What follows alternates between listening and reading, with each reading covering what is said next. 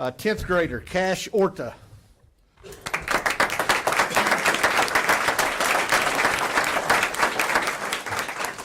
Cash was 33 and 17 overall, and he's 1 and 2 at state. Next is junior Honor Trevino.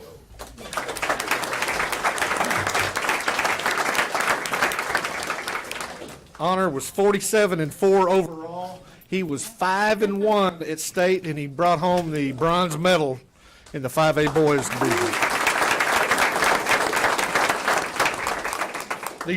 These two guys are coached by Pierre Leonard, Estacada High School boys wrestling coach. There he is on the booth.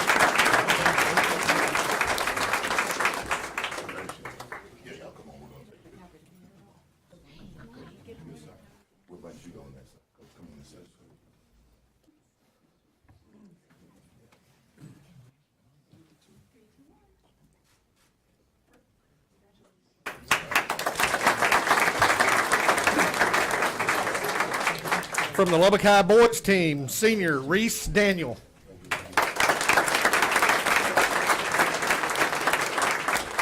Reese was 33 and 16 overall, and he was 0 and 2 at state competition.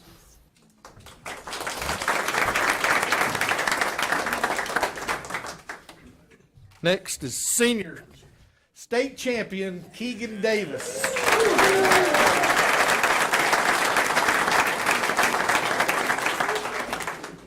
Keegan was 45 and 3 overall, and he went 4 and 0 at state, and he earned the gold medal in the 5A boys division.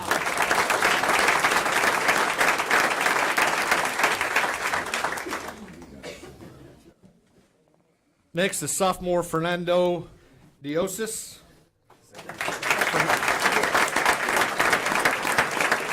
Fernando was 5th place at region, and he was a state alternate.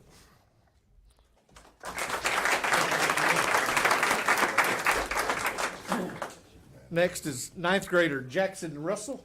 No Jackson. There you go.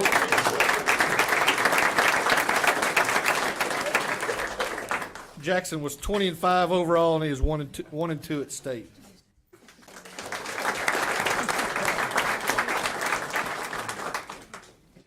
Tucker's not here, correct? No Tucker. Okay. Lubbock High girls, please welcome junior state champion Madison Pena.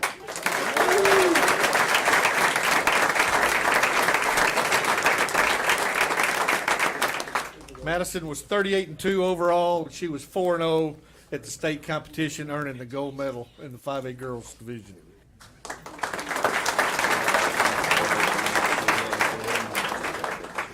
Next is sophomore Mariela Prieto.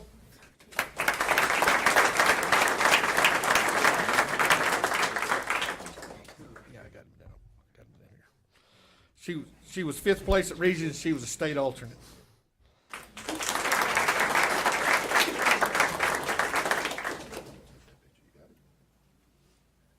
Next is senior Charisma Ramos.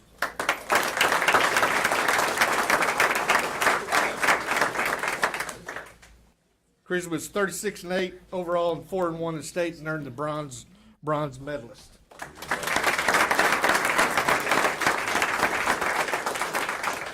I'm gonna back up and get a Lubbock High boy that I missed, and where'd he go? There he is, right there. Sophomore AJ Ramos.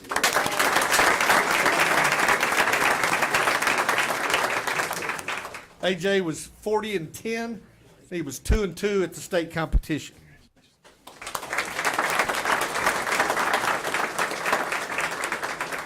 The Lubbock High boys and girls are coached by Richard Leal and Casey Gilchrist. Yeah.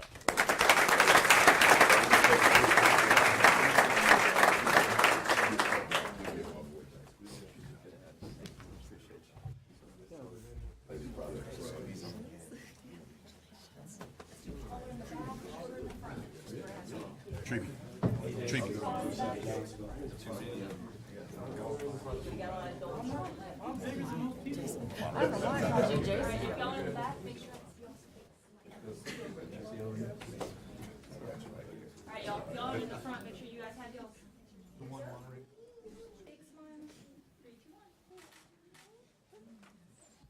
Way to go,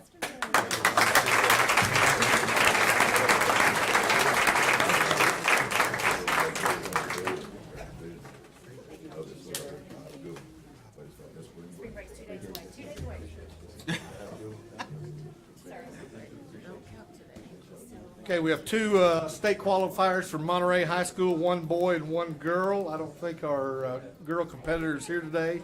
For Monterey boys, junior Gavin Guardiola, he was 29-12 overall. Overall, he is 1-2 at state. Gavin was unable to be here today because of a medical issue. He's home recovering from that today, so but I'd still like to recognize Gavin.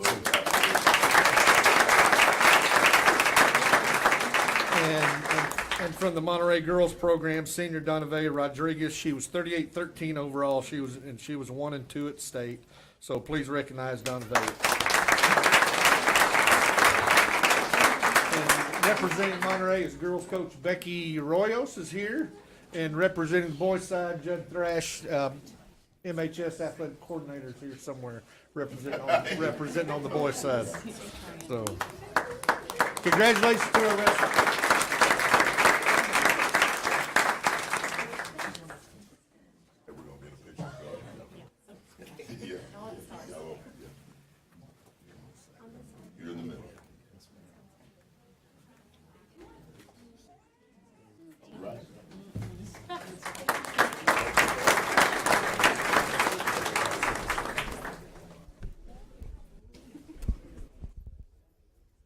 And if you are a parent of those that just received the athletic recognition, we're going to give you time to transition out, unless you want to stay and watch these. So we'll do that as well. Okay? At this time, we're going to have our recognition of PTA reflections, state qualifiers. That's right. Okay, there you are. I didn't see you, Aaron. So I'd like to invite Aaron Gregg, the Executive Director of Communications and Relations, to the podium. Thank you. Yeah, thank you. President Stubblefield, Board of Trustees, Dr. Rollo, thank you for this opportunity. It is so exciting to have so many of our families here this morning. At this time, we're going to recognize our student qualifiers for the state contest for PTA Reflections with the theme, I Am Hopeful, because students submitted entries in film production, dance choreography, visual arts, literature, and photography to the Lubbock ISD Council of PTAs for consideration in the 2024 PTA Reflections Contest. Reflections has been a staple arts program in many schools for over 50 years. Through the efforts of local PTAs, millions of students have found a creative outlet in the areas of dance choreography, film production, literature, music composition, photography, and visual arts. With positive recognition as the focus of this program, rather than competition, students of all ages and abilities can experience the benefits of creative expression and help finding their own voice and telling their unique story. From 74 entries, 17 Lubbock ISD students were chosen to have their entries submitted to the state contest. And here they are, right here. And we're going to start with the students from Miller Elementary School. So first we have Cash Hamilton. Oh, I'm sorry. I'm out of order. I'm sorry, I got him out of order. Callie Cunningham should be first. Sorry about that, Callie. Come on over.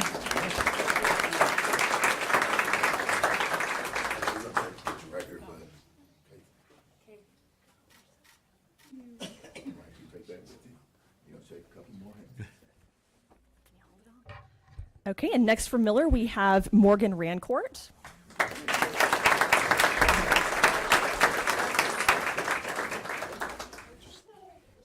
Avery Russworm.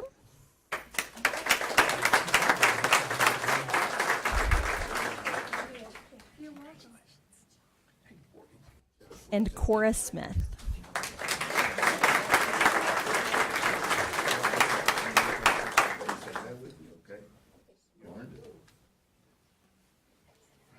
We'd also like to invite the Miller Elementary School Principal, Kelly Archer, to come up for a photo with her students.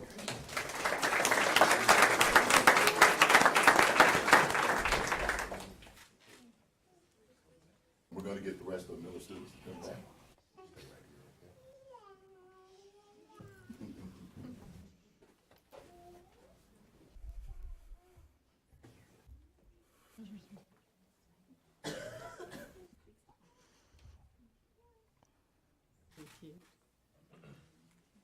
Good job.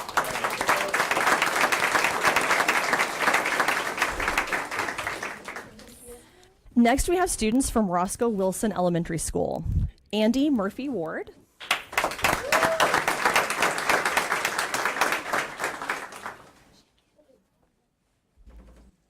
And Bailey Sneed.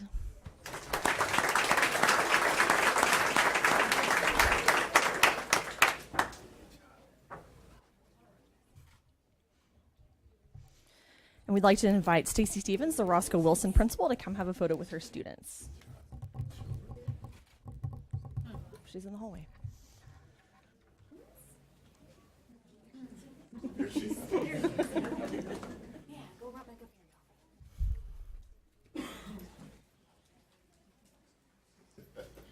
It's crowded I out know. there.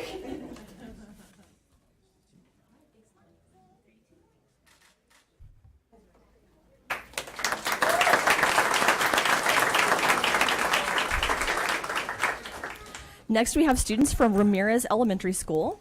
Olivia Gomez.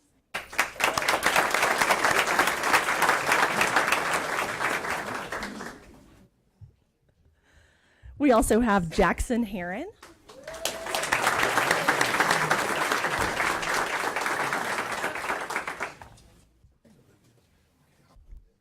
And Jane Poole.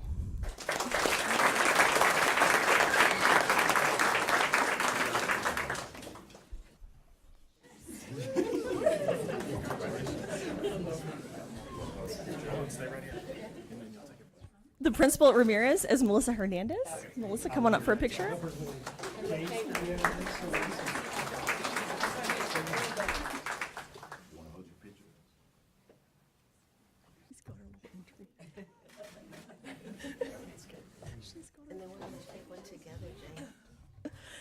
Next we have, oh, I'm sorry. We'll take a picture first. Sorry. We were distracted by the cuteness. Oh, yay, they have their pictures.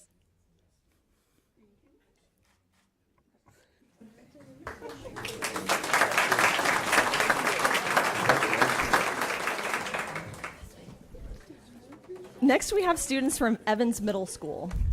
We have Whitney Hamilton.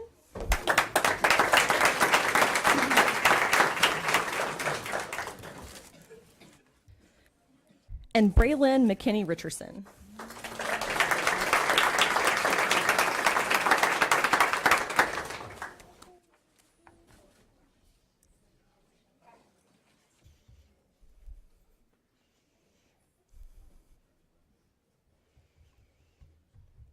The principal at Evans Middle School is Justin Newman. So, Mr. Newman, if you'll come up for a picture. Take another picture, okay? He's right I think he was in the hallway too. Aaron. Justin.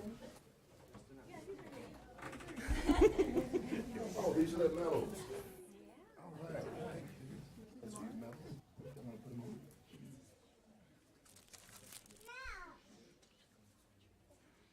Now, there you go.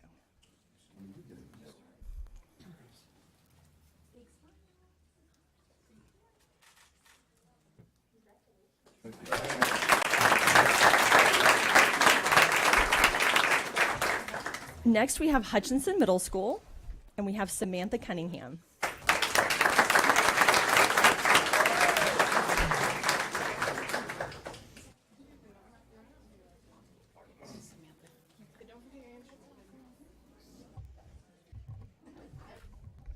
There's Mr. Stewart. And the principal at Hutchinson Middle School is Michael Stewart. Mr. Stewart's coming up for a picture.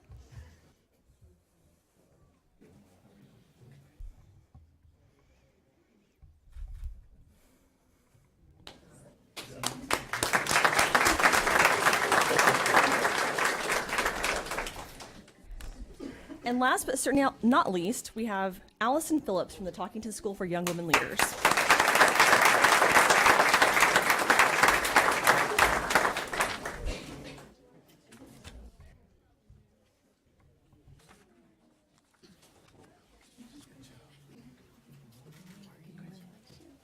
Just stay right here for a second. Just 1 second. Miss Longoria from Talkington is coming up for a picture.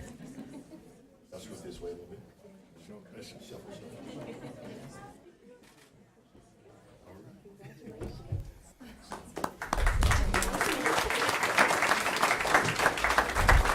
And one more thing before we conclude, we want to recognize our Texas PTA Reflection State Contest volunteer chairwoman, Kate Peasley, who's here this morning. So Kate. And our Lubbock ISD Council of PTA's president, Katie Townley. So thank you to those folks for volunteering and supporting our students in Lubbock ISD. Thank you, Mrs. Gregg. All right, we want to give those parents time to transition so we can get the other set of parents in.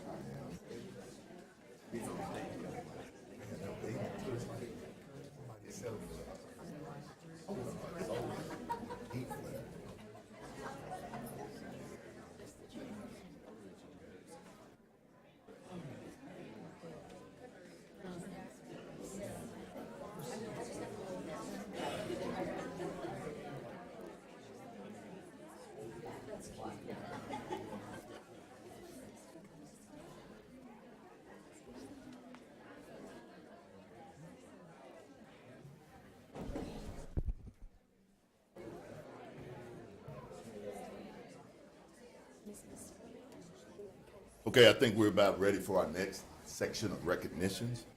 I'd like to invite Joni Rodello, Social Studies Coordinator, to the podium for the recognition of our Texas History Day State Contest qualifiers. Good morning, Joni. Excellent. Good morning, President Stubblefield and Board of Trustees and Dr. Rollo. So National History Day is one of the largest academic contests in the country, and it is open to students in a wide range of grade levels. But History Day is so much more than just a theme-related project. Students develop lifelong skills related to research, conceptual development, historical argumentation, and essential presentational skills. Great emphasis is placed on the students' ability to interview with a judging panel and their ability to articulate their research and conclusions in a clear and concise manner. Students may self-select a topic of their choice related to the annual theme, and this year's theme was Turning Points in History. Students competed first at a campus competition and then moved on to the regional competition at the International Cultural Center. And today I am proud to introduce to you a total of 35 state qualifiers across 11 Lubbock ISD campuses. Our first group to recognize is the elementary division. The elementary competition is only in its second year at the state level, and some of you may remember that last year we swept second, third, and fourth place at the state competition. Our elementary students create a poster project with an emphasis that is related to their research and their presentational skills. And this year we're proud to announce 9 state qualifiers across 6 of our elementary campuses. So we will begin first with Hardwick Elementary School. ACE's Allison Fielding with the project The Sinking of the Titanic.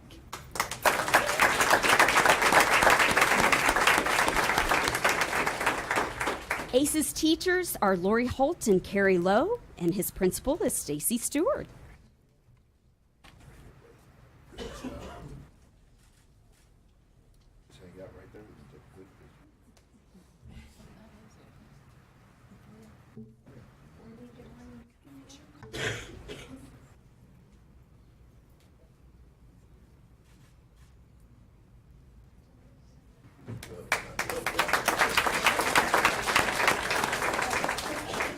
Next, from McWhorter Elementary, we have Anna Duarte and Michael Morris for their project, Pearl Harbor.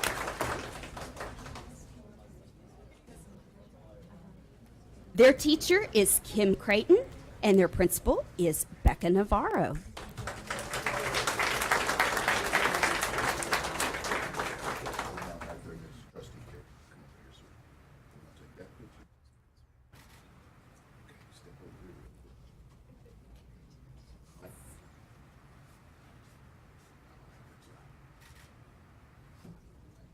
Right here, we're gonna take the group picture.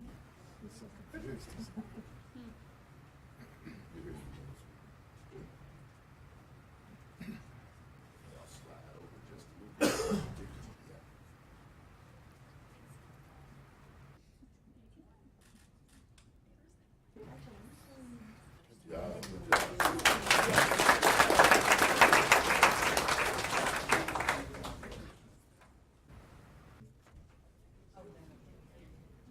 All right, next from Overton Elementary, we have Cassandra Hames, who could not join us, but her partner in crime here is Cadence Matlock. They both did a project together called Women's Rights.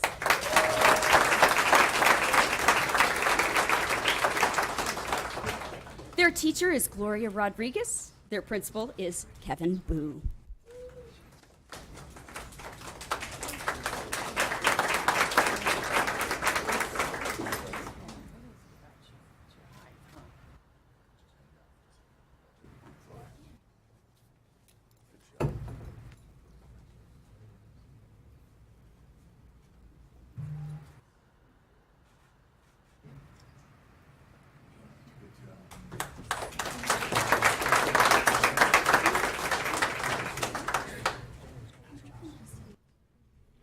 Next, from Roscoe Wilson Elementary School, we have Pfeiffer Lyle.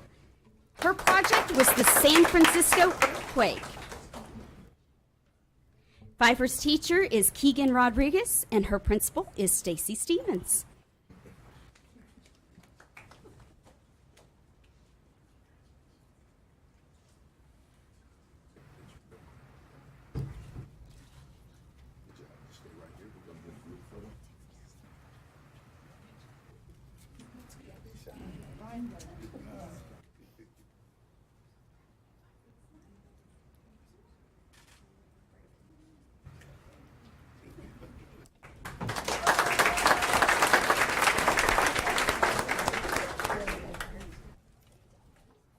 Next, from Rush Elementary, we have Oliver Gallner.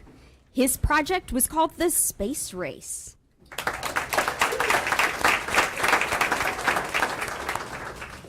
Oliver's teacher is Laura Lee Todd, and his principal is Cody Haynes.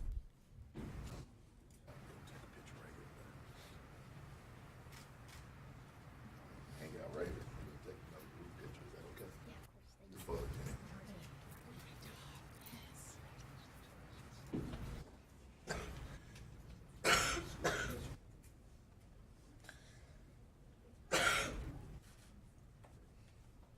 Good job.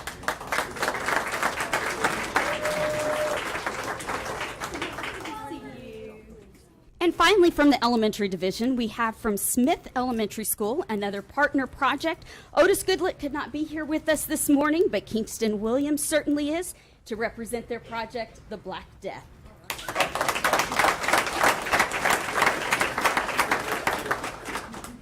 Their teacher is Laura Barkowski, and their principal is J.C. Underwood.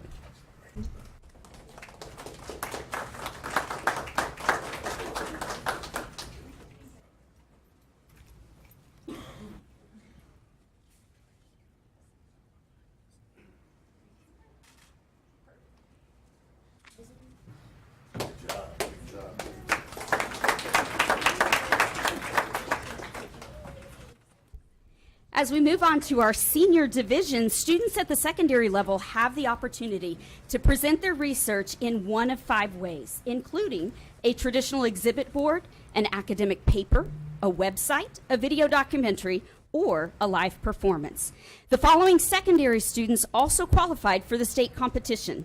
From Estacado High School, we've got quite a lively group over here. We'll begin with Francisco Castro and Caden Chambers. On their project, The Clash of the Ironclads.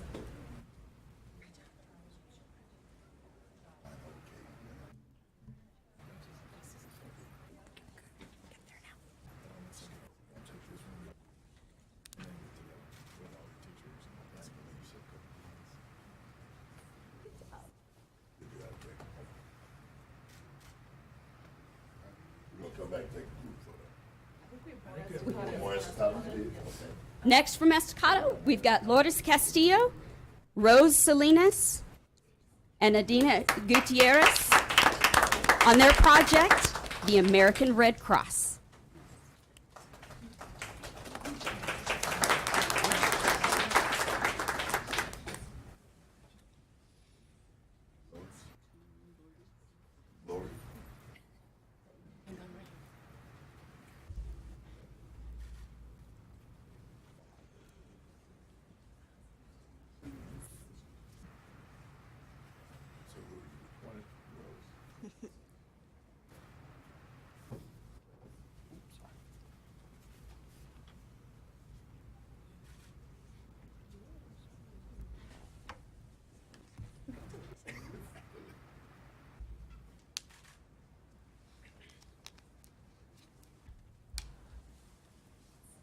Next, from Estacado High School, we have Desiree Jones with her project on Trayvon Martin.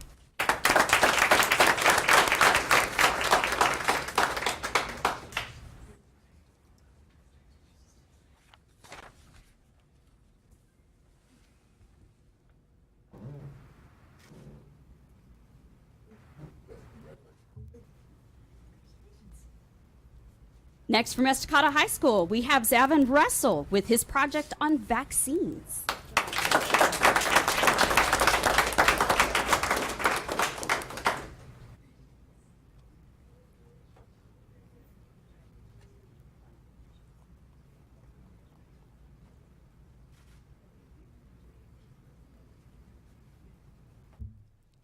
And finally, from Estacado High School, we have Mallory Villalobos with her project on hip hop.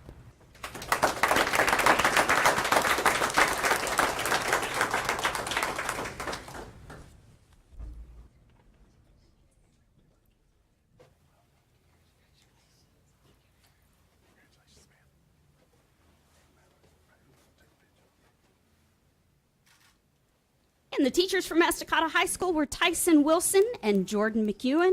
Their academic dean is Amy Higgins, and their principal is Angelica Wilbanks.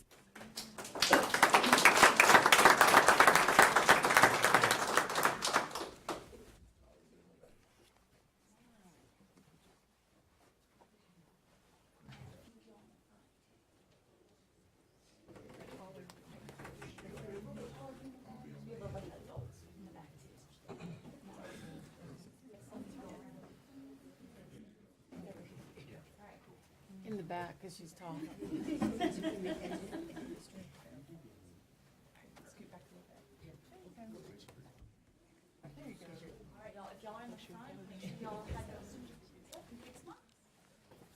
Can you see the girl behind you?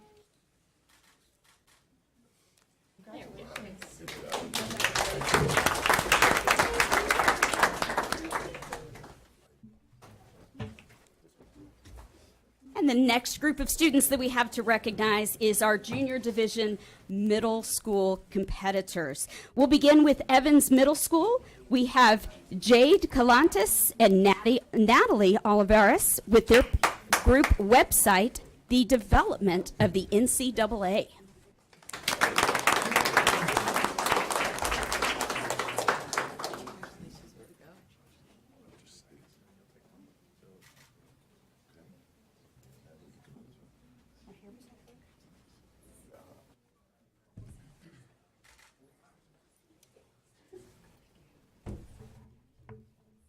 Next, we have Clark Gay and Joey Shanklin with their group exhibit on Corrie ten Boom.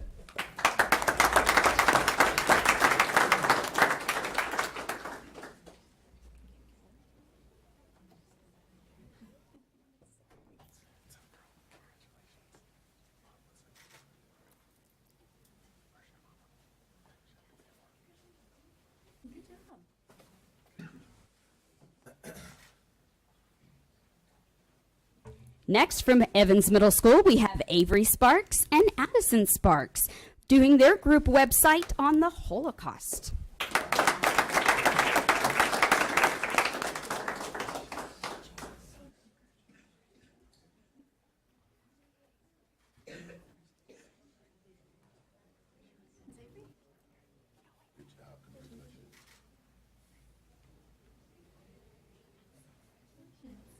All right, as we prepare for a group photo, their teacher is Anna Mullen, Their principal is Justin Newman.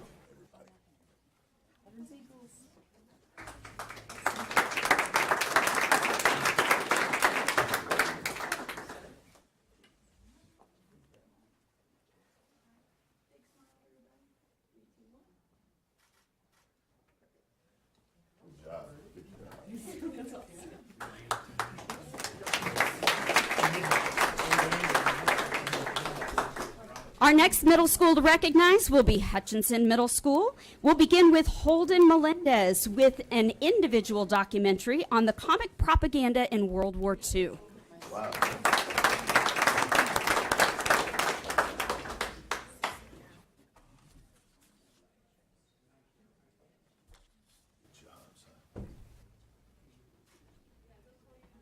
Congratulations. Next, we have Matisse Nelius with an individual exhibit on the Treaty of New Echota.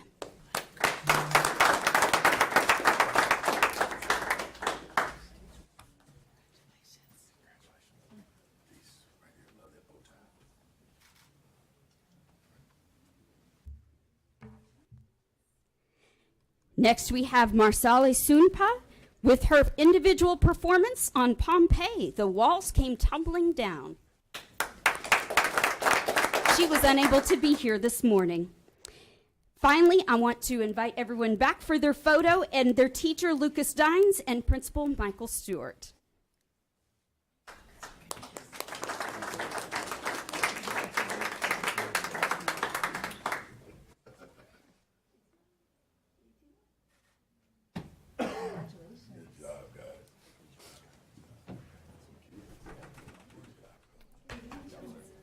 Our next middle school to recognize is Irons Middle School. And we will begin with Irons with Carson Bibb for his individual website, The Battle of Marathon.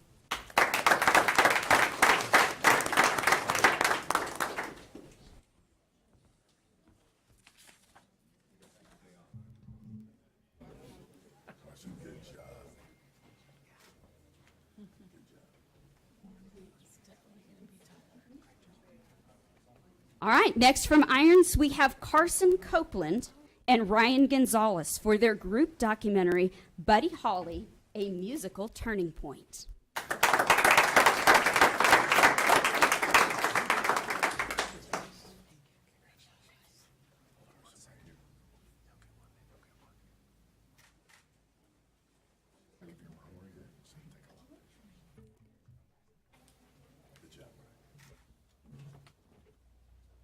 And finally, from Irons Middle School, we have Lane Riddle for her individual documentary, The Tragedy of Adam Walsh.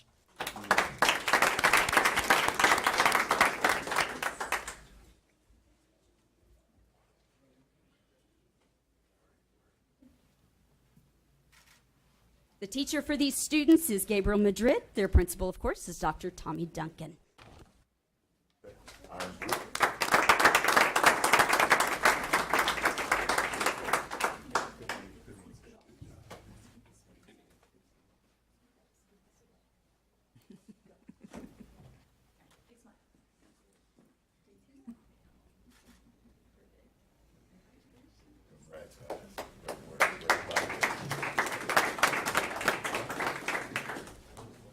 And next from William C. McCool Academy, we have Thomas Duncan for his individual paper, The Antikythera Mechanism.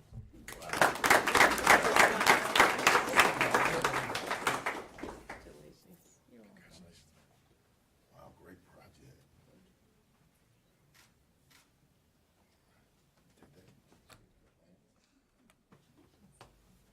Next, we have Madison Newman for her individual performance, How the 1920s Revolutionized Women's Fashion.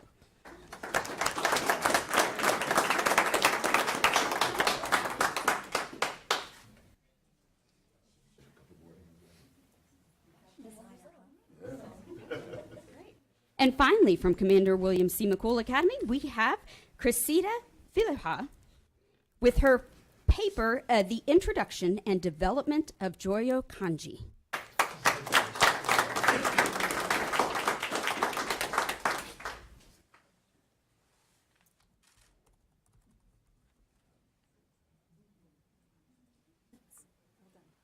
These students are taught by John Peterson, and their principal is Carolyn Wadley.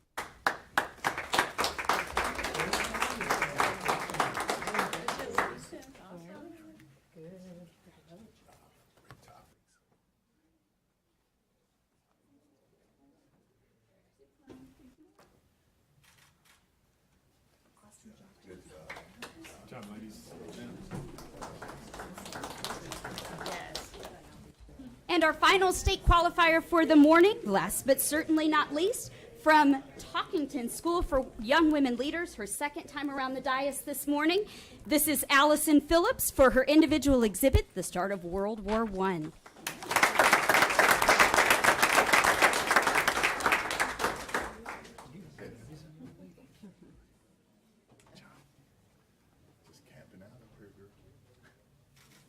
Allison's teacher is Crystal Cortez, and her principal is Dr. Tiffany Longoria.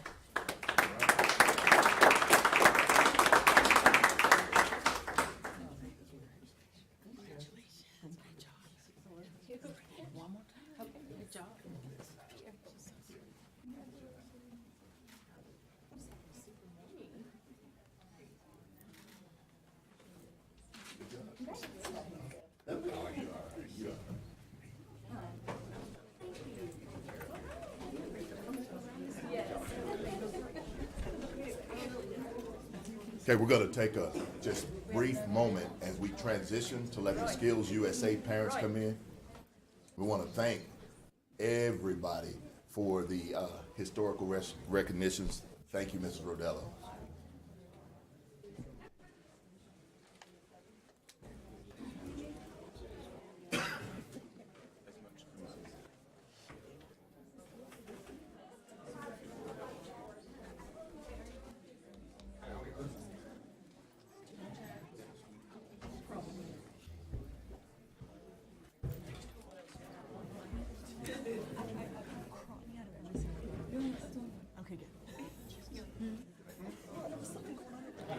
I'm not the person to ask. I think it feels great.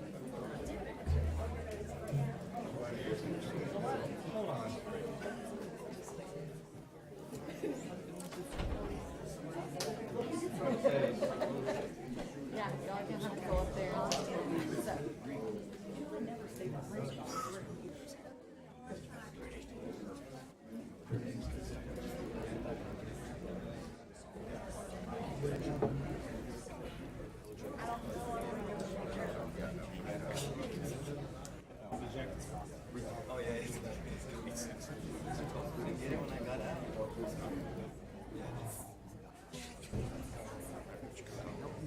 That's fine. I have a wrap in there. I'll be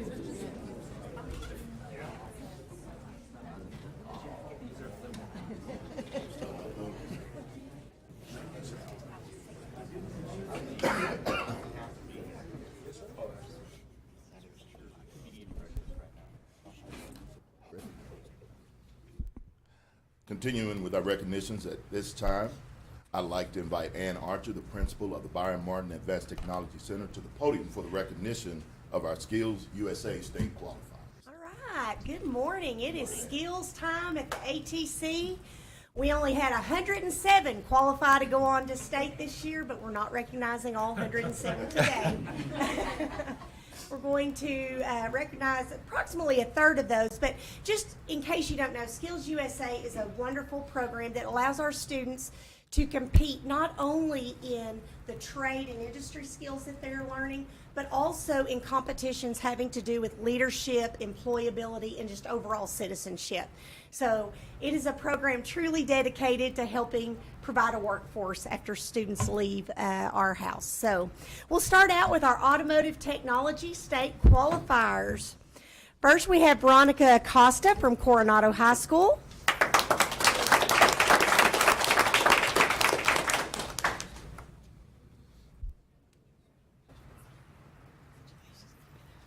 Rudy Caceres from Coronado High School.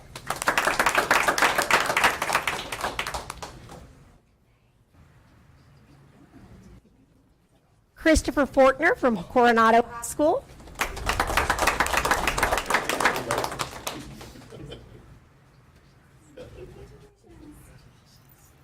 Ian Marsh from Coronado High School.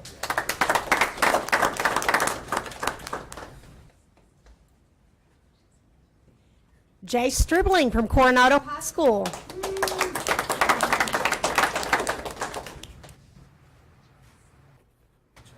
And Grace Wright, also from Coronado High School.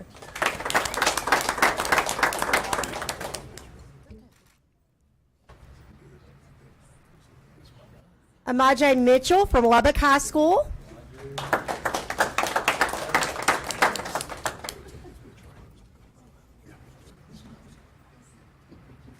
Alejandro Rangel Zapata from Lubbock High School.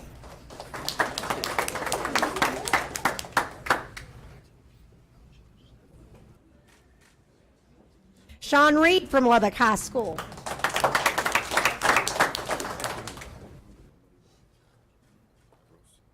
And Aiden White from Lubbock High School.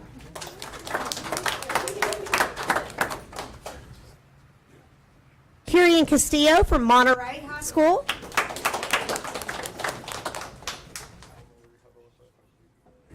Natalie Contreras, Monterey High School. Emery Garcia, Monterey High School.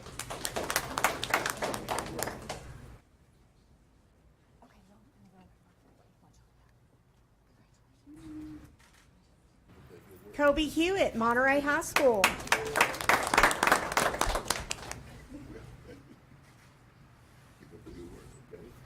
Destiny Raymond, Monterey High School.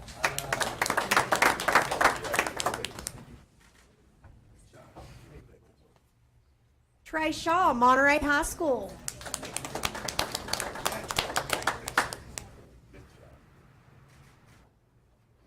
Joshua Stevenson, Monterey High School.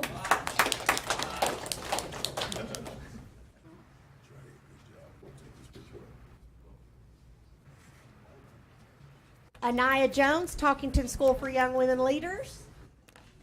And Destiny Flores, Talkington School for Young Women Leaders. And all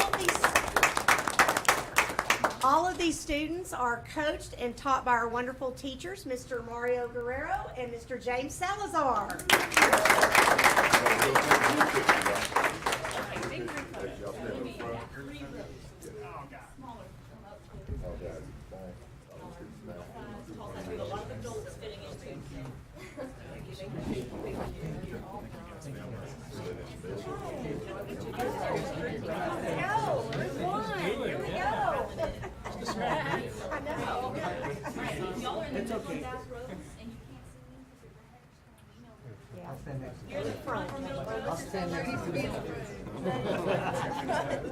Y'all are in the front or middle row. Lift up y'all's awards. Perfect. Beautiful. Make sure they're not covering anybody behind you. All right. There you go. Perfect. Big smiles. 3, 2, 1. Congratulations.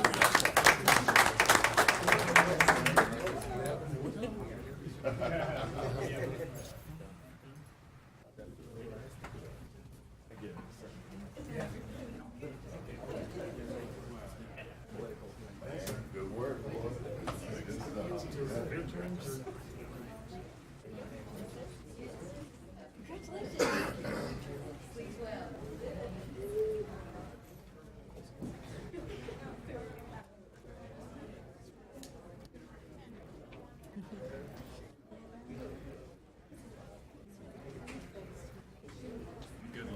Somebody's on that show.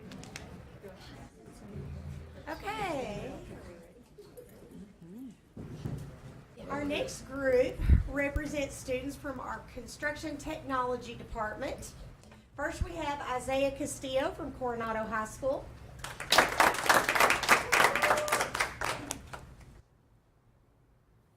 Xavier Flores from Estacado High School.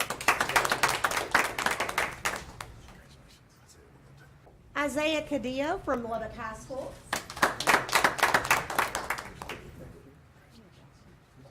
Doc Holiday Davis from Lubbock High School.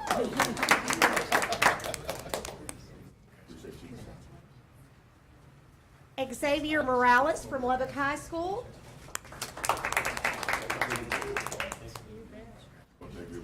and Tanner Epley from Monterey High School.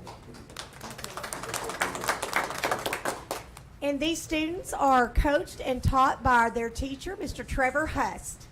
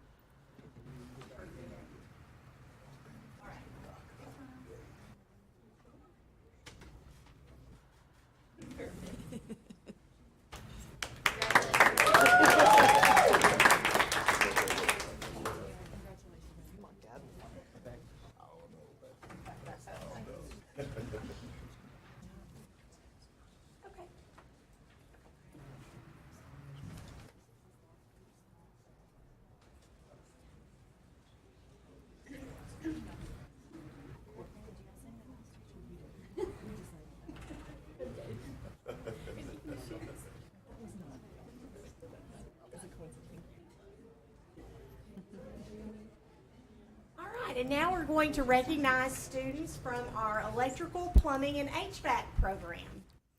First, we have Jonah Drexler from Coronado High School.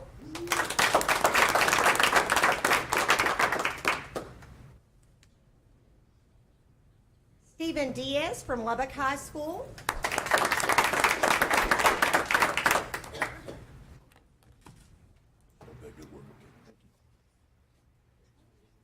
I think we're missing a few members of our team. Noah Nicholson from Lubbock High School. Hugo Torres from Lubbock High School. Henry Whitfield from Lubbock High School. And last but not least, Ethan Turner from Monterey High School.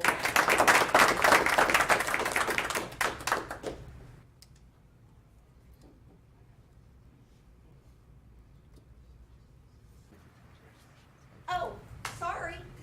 And they're wonderful teachers. Mr. Ricky Martinez and Mr. Blake Collins. I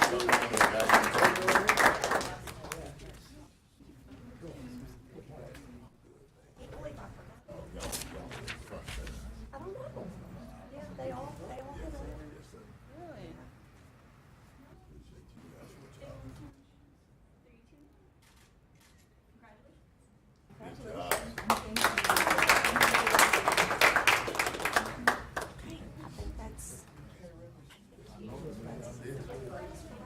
Okay.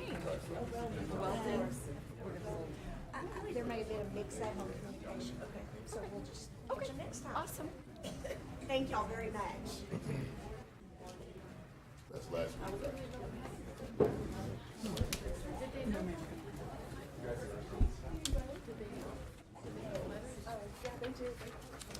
They're all weren't here though. That's weird. No, there were some of us, one or two of them. They were missing two. All the Lubbock High kids weren't here. Oh no, that's what she said. No, she said welding wasn't. No, I asked her because none of the Lubbock High kids came up, and she goes, "They got letters." Like, okay, they're probably high school students and rather not come. You know how they're high school. So we're excited about all those recognitions, and we're gonna take a 10-minute break while we get set for our workshop portion of our agenda. So we'll stand in recess for about 10 minutes.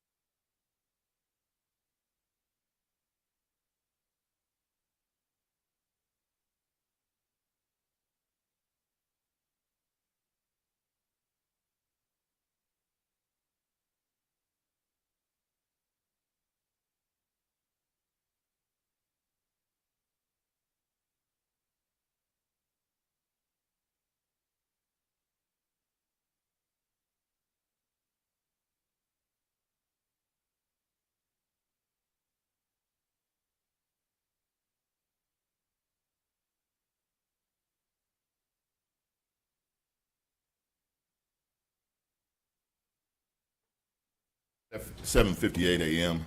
We are back in session from the recess. This time, Dr. Rollo. Yes, I just want to say thank you so much for giving us the opportunity to recognize so many students today. That is what this spring looks like in Lubbock ISD at our board meetings, which is such a wonderful thing to happen and for us to see and celebrate. And I also want to celebrate one of our own. Tonight, our very own Chief Academic Officer, Misty Reber, is being named a Woman of Excellence at the YWCA Woman of Excellence Banquet in the education category.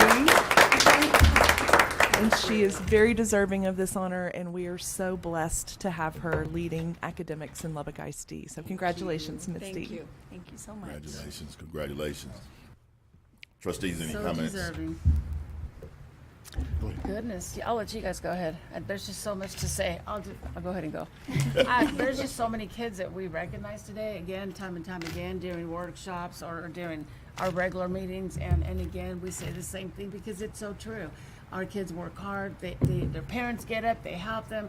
I just don't know what to say. We just have an amazing district, and it shows in their teachers, their parents that are here, taking pictures. What more can I say? We're blessed, and they're definitely blessed because they come to LISG. So congratulations to the parents, the kids, and the staff, and God bless them on their journeys next year because I can't believe we're already in March. I know. So graduation's approaching, guys. But anyways, congratulations, Misty. Thank you. Thank If I you, understood correctly, so the history projects have not gone to state yet, right? So They have not. So that's still to come, and then the Skills USA is still. So we will see some of these kids back again. There's a from- very from good state chance. awards, I'm sure. So yeah, and I agree with what Lala said, that across our district, from academics to athletics to career and technology development, second to none. It's just it's amazing what our kids and our teachers can do. So congratulations to all of them. I would just add how much pride, how much fun it is for us to see the pride, whether it's a state champ or a 6-year-old holding up their their picture. I mean, the pride is the same, and it glows, and it just that's why we do what we do. And grateful What for grade were everybody. the elementary kiddos? They were younger than They that, were all right? different ages. They were. I thought so. It was awesome. Great. All right.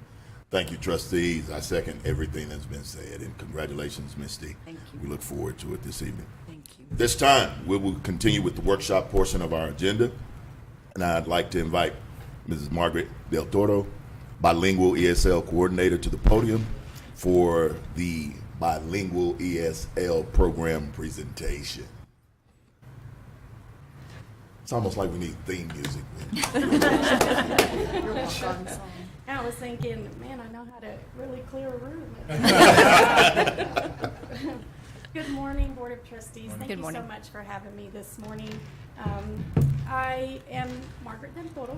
Thank you for pronunciation. The bilingual ESL coordinator for Lubbock ISD. And in December, we provided you with the program evaluation for bilingual ESL. So this presentation is really going to focus on systems and services that we are providing to our bilingual ESL parents and students. So any questions about the program evaluation, I'd be happy to answer. So I want to begin with just looking at our bilingual and ESL numbers over the last 5 years. The number of students that we serve continues to rise. I know that the numbers from 22 to 23 to this year shows an increase of only 80 students. However, these numbers are as of snapshot date. And so we have received many, many more students from that time.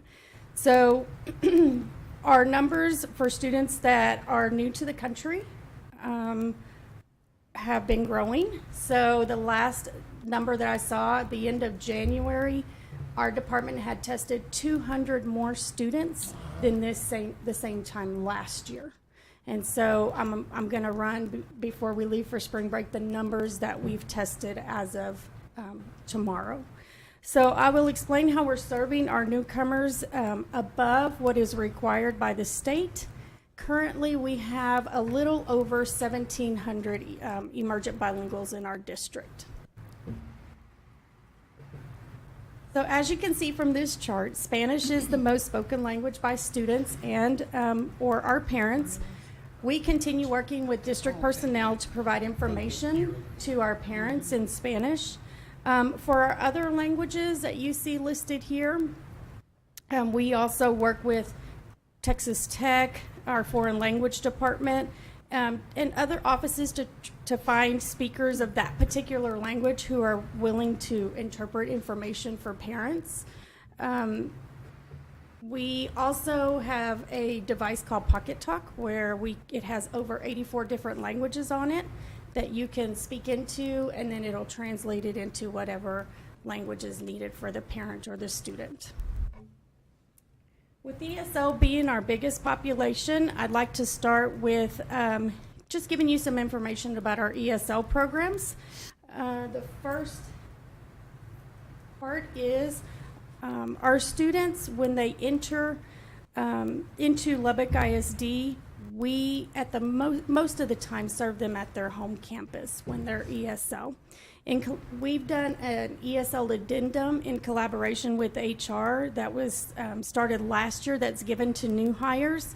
And in the addendum, it includes information on how to register for the ESL exam if they're not already certified, district support opportunities. We also offer ESL academies that help our teachers prepare, and then also reimbursement procedures and then support after they are certified. At the elementary level, students who are newcomers in grades 2 through 5 also have the option to attend one of our 3 newcomer campuses, which is Honey, Centennial, and Ramirez. And so, excuse me, when they are new to the country and they fall in those grades, we realize they need a little more support because the academic content is more rigorous. So we ask parents if they'd like to be placed at one of those campuses, but they also have the option to just stay at their home campus. To provide extra language supports to the newcomers at our elementary campuses who choose to stay at their home campus, as well as to our newcomers at the middle school, we have currently 5 itinerant tutors that work 19 hours a week to provide support to our students that are new to the country. So currently this number says 62, but yesterday it rose to it was 74. Oh, wow. So our newcomers to date shows 61 at our elementary and 121 students at our secondary. We are, like I mentioned before, currently seeing an increase in newcomers at the secondary level. And we really want to say thank you to our secondary principals because they have at least one session of a newcomer period where teachers focus on language development by using a specific curriculum for our students.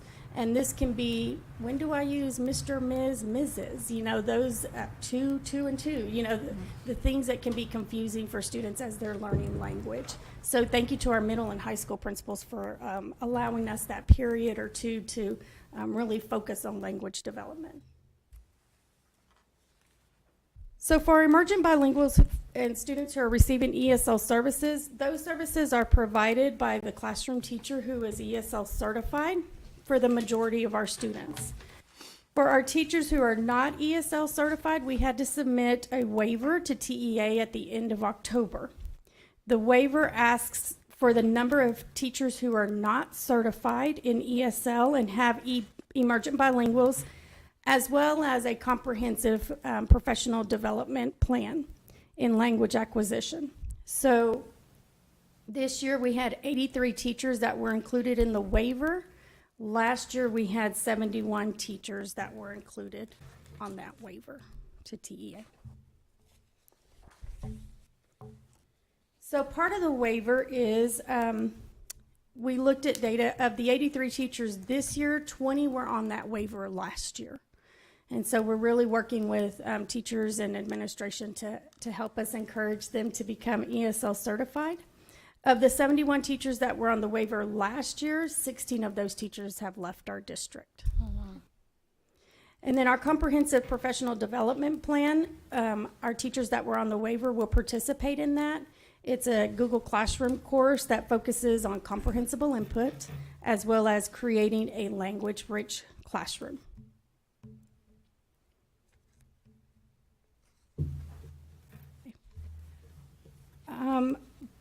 I added a couple of slides before this one just because I wanted to also mention our dual language placement procedures. We do have our 3 campuses that are dual language campuses. And so just really quickly wanted to say how that process, bless you, how that process is done. So we first complete language testing for home language surveys that are received in our office that have a Spanish on them. And so our tester, Ms. Chris Ambris, she administers a pre-loss assessment. After that, the results are shared and explained to the parent or guardian. And so that can either be face-to-face, because we test all summer beginning in June, we all Saturdays, or we make phone calls, okay? And then after that, the dual language program is explained to the parent. If the campus that they are at is not one of the 3 dual language campuses, then we do offer to move them to a dual language campus if they would like to receive those bilingual services. And we can also provide transportation from the home campus to their dual language campus. Okay. Our non-emergent bilinguals are also included in that. We explain to the parent what the program consists of. We also, by Chapter 89, Subchapter BB rules, we also have to have our parents sign a contract just saying they understand the program, and the longevity of the program is pre-K through 5th grade. And so how they can work with their students at home. And so we have that for our non-emergent bilinguals that are in a dual language program.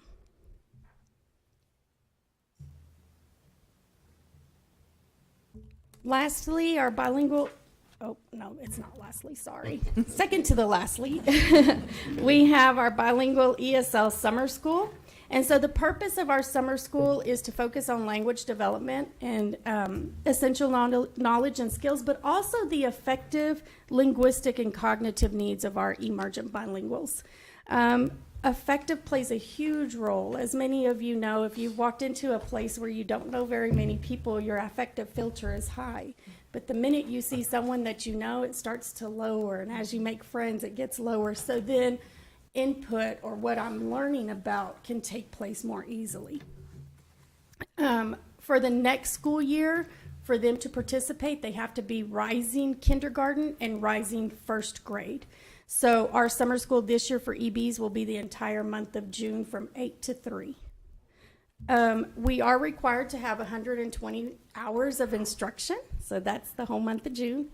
And we also administer a pre and post assessment to kind of gauge learning. So this is some emergent bilingual summer school data for the last 3 years. You can see in bilingual we've had 46 students participate, and in ESL we have had 21 students participate in our program. So being Harwell and McWhorter, they host their summer school. Harwell does us the favor of hosting the ESL summer school. Keep in mind, students that attend summer school, we don't have to provide transportation, so we do not. And sometimes it is hard for parents to get students there, but we give them some items and ideas and that they can use to work on at home with their student. So these are some other wonderful things taking place in our how we reach out to our parents and our students. The first one is our Latino family literacy in our ESL classes. Ms. Niobe Martinez and Juanita Rodriguez from McWhorter Elementary have been hosting the Latino family literacy for many years now. And we start in September and we go all the way through April, 2 times a week in the evening. And so she goes over with them great reading strategies to use with their students at home. We have books that you borrow and then bring back. We also teach them how to look at grades in teams. We teach them how, most of them don't know really how to navigate a computer. We go over that with them. And then the last part is we teach them some ESL or English language skills, the last part of that class. So we are so excited that Ms. Neilbe and Ms. Juanita take their time in the evenings twice a week to give that opportunity to our parents. Nice. This year, what we started was we reached out to Texas Tech, a professor there who has graduate students that come from different countries, Colombia, Costa Rica, Honduras, and they have offered to volunteer their time twice a week in the evenings to tutor our high school newcomer kiddos. And so they work with them either on content help that they're needing assistance in or support, or learning English. And so that's Dr. Amy at Texas Tech that we have partnered with.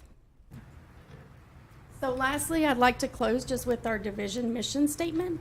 The mission of the Lubbock ISD Bilingual ESL Division is to empower, advocate, and serve emergent bilinguals, as well as those who serve them by respecting cultural and linguistic diversity.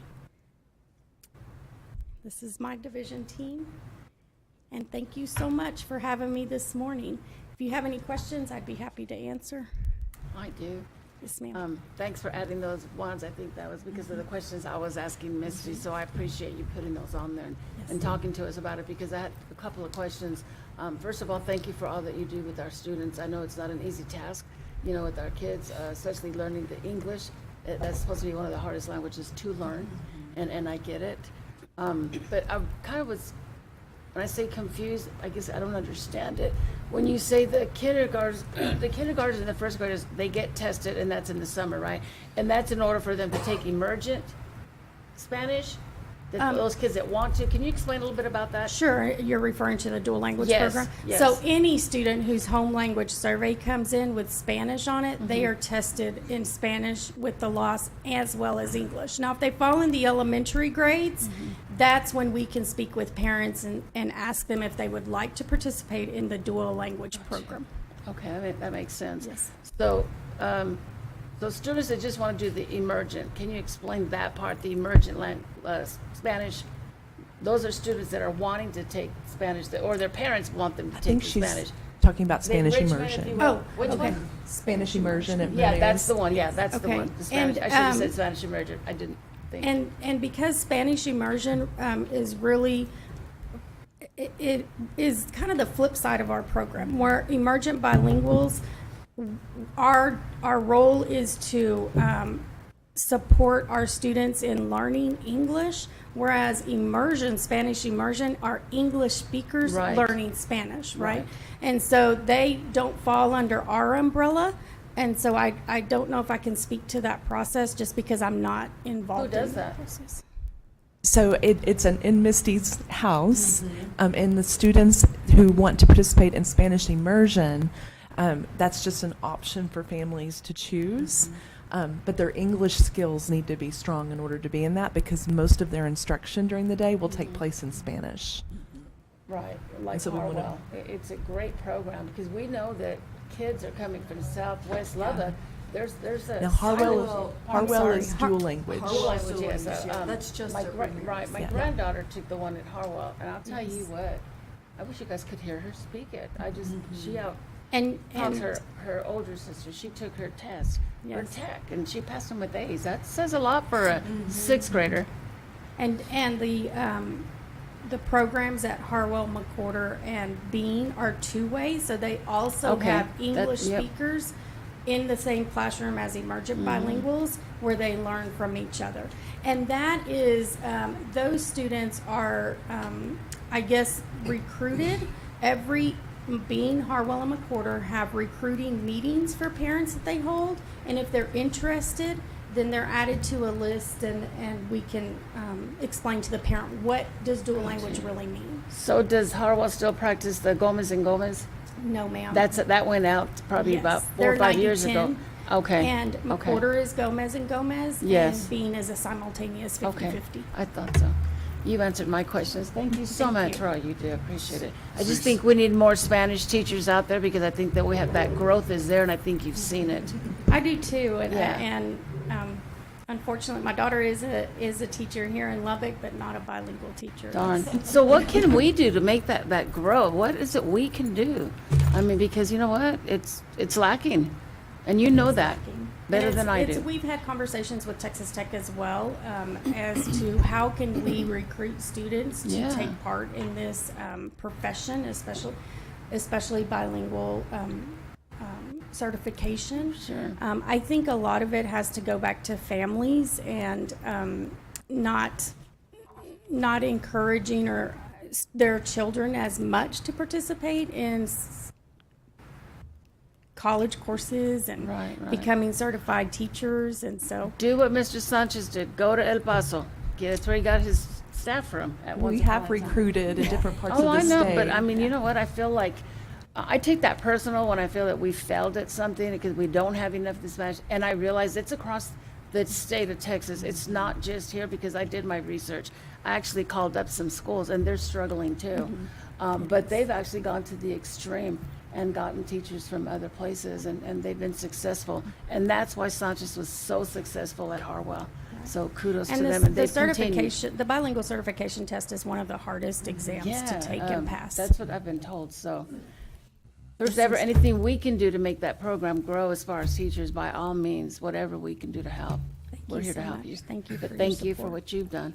So Thanks, the Mr. kids, you had mentioned that there's year over year, we've seen pretty big increase in the ESL. So what's the track look like for a student, say, who comes secondary? Are they coming from another district? Are they immigrating? Like how are we helping them, I guess, get to speed with the rest of our students? Well, or are they already? Our increase in students that we've seen are coming from other countries. And so we've seen a huge increase of students coming from Honduras. We've seen here recently Venezuela, and just the turmoil that's taking place in those countries. They get asylum or refugee status and they're able to come to our country. And many times language acquisition takes, research says, 3 to 5 years to develop basic language skills. It takes between 5 and 10 years to develop academic skills.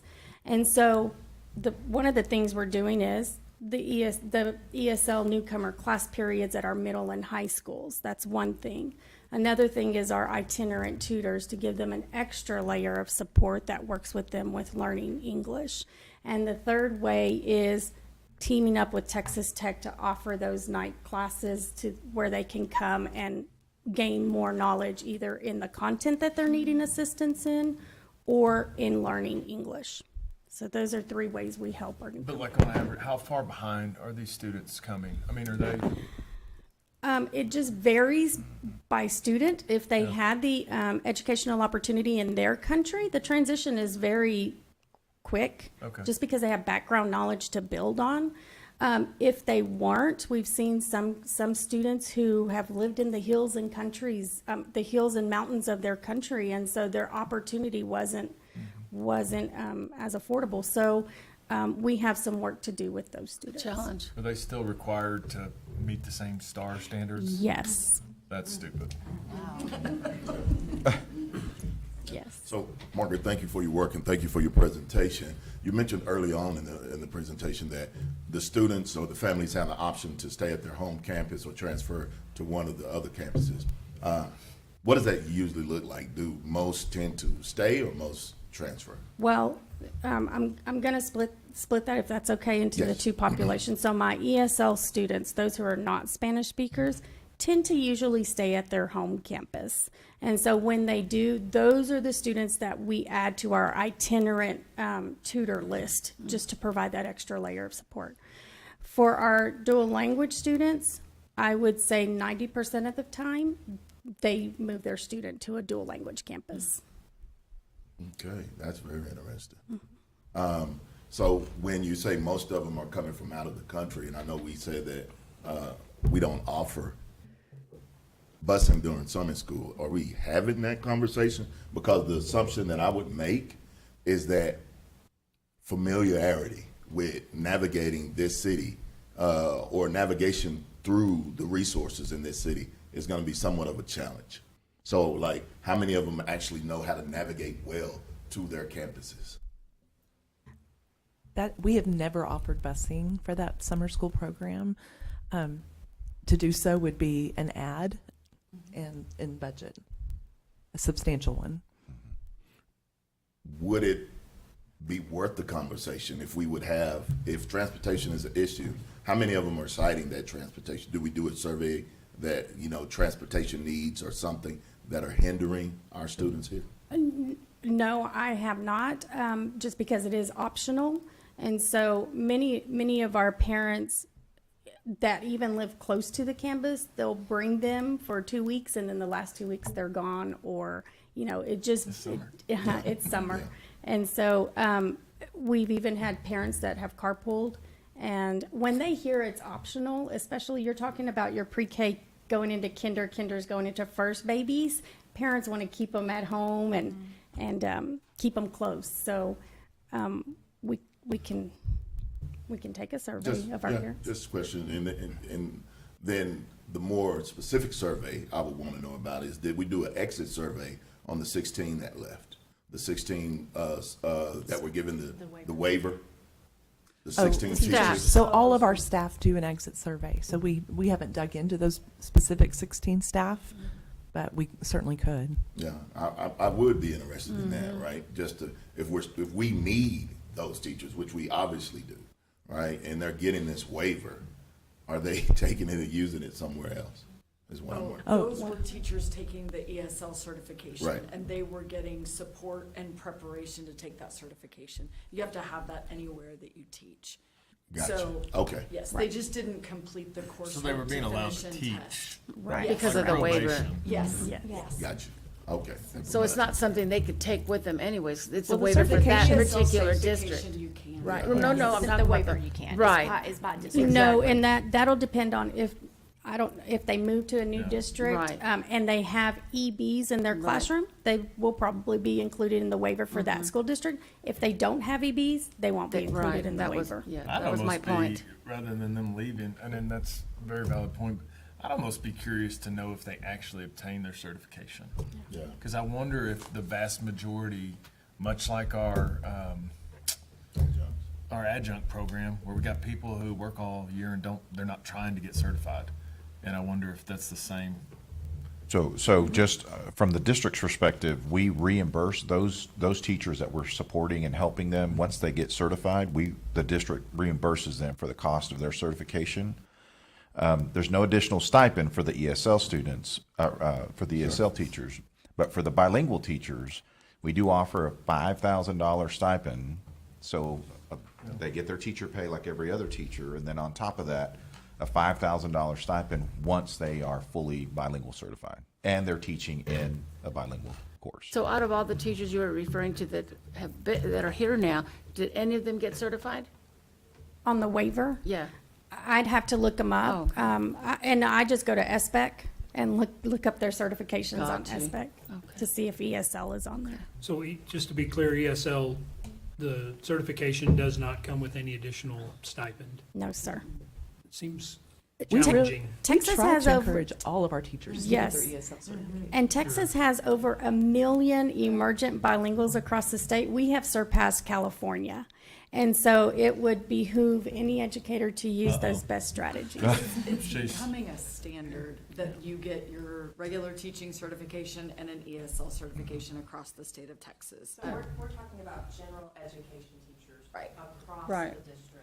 Right. Who get ESL Right. certification. And that's because they're likely to get a kiddo. Correct. That's why, Right. yeah. So it's very standard. There are Sure. districts that Right. require and that is a goal that we are working toward, that our teachers have that, but it's a base, not an extra. We've had that conversation before, so I remember that. Yeah. And just for my personal benefit, for clarity for me, the difference between certificate and waiver, what is it? The waiver is what the state asks us, how many emergent bilinguals are not being served by a ESL certified teacher. So those teachers, if I don't have my ESL certification, but I have an emergent bilingual in my classroom, then I will be included on the waiver. Let me make one clarification. It's a reading language arts teacher. So my campuses that are departmentalized and they have an emergent bilingual. If the RLA teacher is certified, they're not included in the waiver. Gotcha. The certificate belongs to the employee. So Sure. if the employee then goes from here to another district, that certificate goes with them, whether we paid for it and reimburse them or not. It belongs to them, and they take that with them. The waiver, they do not take with them, as she And that is, stated. the waiver is redone every year. It's Gotcha. submitted every year to the It's like our state. class size That's waiver. what I Yeah, was That's- saying. yeah, yeah. Are we seeing any type of federal funding support for this program? I mean, it's not, I mean, there's growth that's going to continue happening in this area. And I'm guessing no, just my, Well, but we do for the summer school. Yes, we do. The summer school, they do reimburse us per unit that we have taking place over the summer. So usually we have 2 teachers at our 3 campuses that teach summer school, so we are reimbursed for those. And we Those do units. have an allotment, but you would imagine, well, sorry, our They should laugh have was different pay. It's not increasing at the size to Agreed. match the increases. and I'm wondering if there's maybe even some grants out there that being, I think Lubbock ISD is a district that's going to be impacted continually, right? So if there's any opportunity for Dr. Sobrath to work on that, I think we need to be digging into that. And currently, I am looking at a grant that's hopefully can help our newcomers, but Awesome. just need to dig a little deeper to see what those requirements would be. Great. Kathy, I'd be interested in knowing the ESL language, or the ESL numbers for our partners to the south and southwest. If that's a public number, I just think it'd be I interesting think to. it is. For students or certification Students. of teachers? Students? Students. That is part of. Yeah. Their taper. Yeah, we can get it off the taper report. On a Friday or something, if y'all can, I think it'd be interesting to see the difference. Yep. More pay. Any other questions? That's why they're leaving. Margaret, thank you so much. Margaret, Thank you so much for your Thank you to time. you and your team for the work you do. Thank you. Thank You're you so awesome. much. I Thank you. appreciate your time. Thank you. Right. Well, she eased up and then eased back. This time I'd like to invite Kami Finger, Assistant Superintendent for School Support and Special Services, to the podium for the presentation on results-driven accountability. Thank you. Good morning, Board of Trustees. I did not have a walk-up song, but that's okay. But if you did, If you What would it be? Yeah. Oh, my goodness. Actually, what would your husband pick your walk-up song to be? That's the question. In the first slide says, I'm going to need some processing on that one. I just Yeah, said don't because it's answer either that. country or Eminem, and it's everything in between, so I Well, we don't got a guy know. that can sing you Eminem. Yes, we do. And it actually might be that He might pass song. out while he does it, but he Yeah. can sing it. Ken could do Best to Move. what I did maybe not was, couldn't rise to the level of singing, but it was. It was still done. impressive. It was something I would never be able to do, so. All right. This is your annual results-driven accountability update, so thank you for having me. Results-driven accountability is all about growth, and so this is your quote for the day. And so we sometimes go through struggle and challenge, but we in our department recognize that we have the opportunity to be continuously improving and growing, and that's what RDA is all about. So you have 3 programs that our department monitors, one of which our eloquent Margaret Del Toro gave you a lot of information on already today, but you have special education, emergent bilingual education, and other special populations, and under other special populations, or OSP, yeah, you know me, is what we tell the principals, never mind, are foster, homeless, and military connected. This is a district summary of those 3 programs by performance level. So every program has indicators that are scored with a performance level of 0, 1, 2, or 3. 0 is you're the golden child, 1 is you're doing all right, 2 is you have work to do, and 3 is you need to make changes pretty immediately. And so with bilingual ESL, we scored 9 indicators under a 0, 1 indicator under a 2, 1 indicator under a 3, and 19 of the indicators were report only. And then OSP, 5 zeros, 1 2, 2 2s, and 1 3, and then 2 were report only. And then special education, 12 were zeros. We had 2 that were 1s, 5 that were 2s, 2 that were 3s, 1 that was an NA or a special analysis, and then 10 report only. So a lot to look at that we're going to make every attempt to summarize well for you today. Our determination levels for the program, so they take all the PLs for all of those indicators and they put them together, and so many 3s, 2s, and 1s equal a determination level. So special education was a 2 last year. We're a level 1 this year. So there was a lot of celebrating and screaming that went down in our offices for a short period of time, because we do not have to write strategic support plans or meet with TEA on special education. Emergent bilingual is a level 2. They were a level 2 last year. We also do not have to meet with TEA, but we do have to have ongoing support plans behind the scenes that we have local control over, that we keep in store, so if they ever need it, we're able to tell them what we're working on. And then other special populations went from a 2 to a 3. And so with a 3 means that we are meeting with TEA in bi-monthly meetings to address other special populations. And I'll tell you specifically why in just a second. So under special education, we'll start there. There's 3 domains: academic achievement, post-secondary readiness, and disproportionate analysis. And the indicators are broken up under those 3 categories. And so you'll see that special education has a disproportionate analysis that's a little more robust than other program areas. But our strengths under special education for this particular report is that our students who are leaving special education a year later are doing well. And so we were a PL 0 on that. Our Algebra 1 students increased from 53.6% to 73%, and so we were given a 0 with a required improvement, which means we made significant improvement in that area, and TEA gives us a pat on the back. U.S. history was a PL 0. Our graduation rate improved from 75 to 79%, and our dropout rate is at a 2.9%. Our challenges are grades 3 through 8 social studies, grades 3 through 8 science, grades 3 through 8 math, and total disciplinary removals continues to be an area that we work on.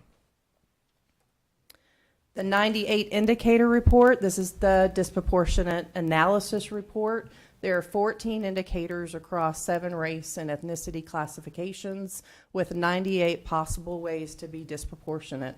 We have 5 areas of concern. 4 of the 5 do not meet minimum size requirement, so the district will never be held accountable to those. But they are 2 or more races and students who are emotionally disturbed. And so I want you to think about a calculation where the numerator and the denominator are low. So the less number of students that you have in the denominator, but more who are emotionally disturbed, can cause you to be disproportionate. And so that's just the way that that's calculated. For Native Hawaiian, Pacific Islander, and autism, although we do not meet the minimum size requirement, we had 2 of 4 students who are students with autism, and that hit in the disproportionate area. Asian and autism, the same. Native Indian and ISS, report only, but did not meet the minimum size requirement. And then students who are Black and out of school suspension also was report only, but we are significantly disproportionate in that area for special education.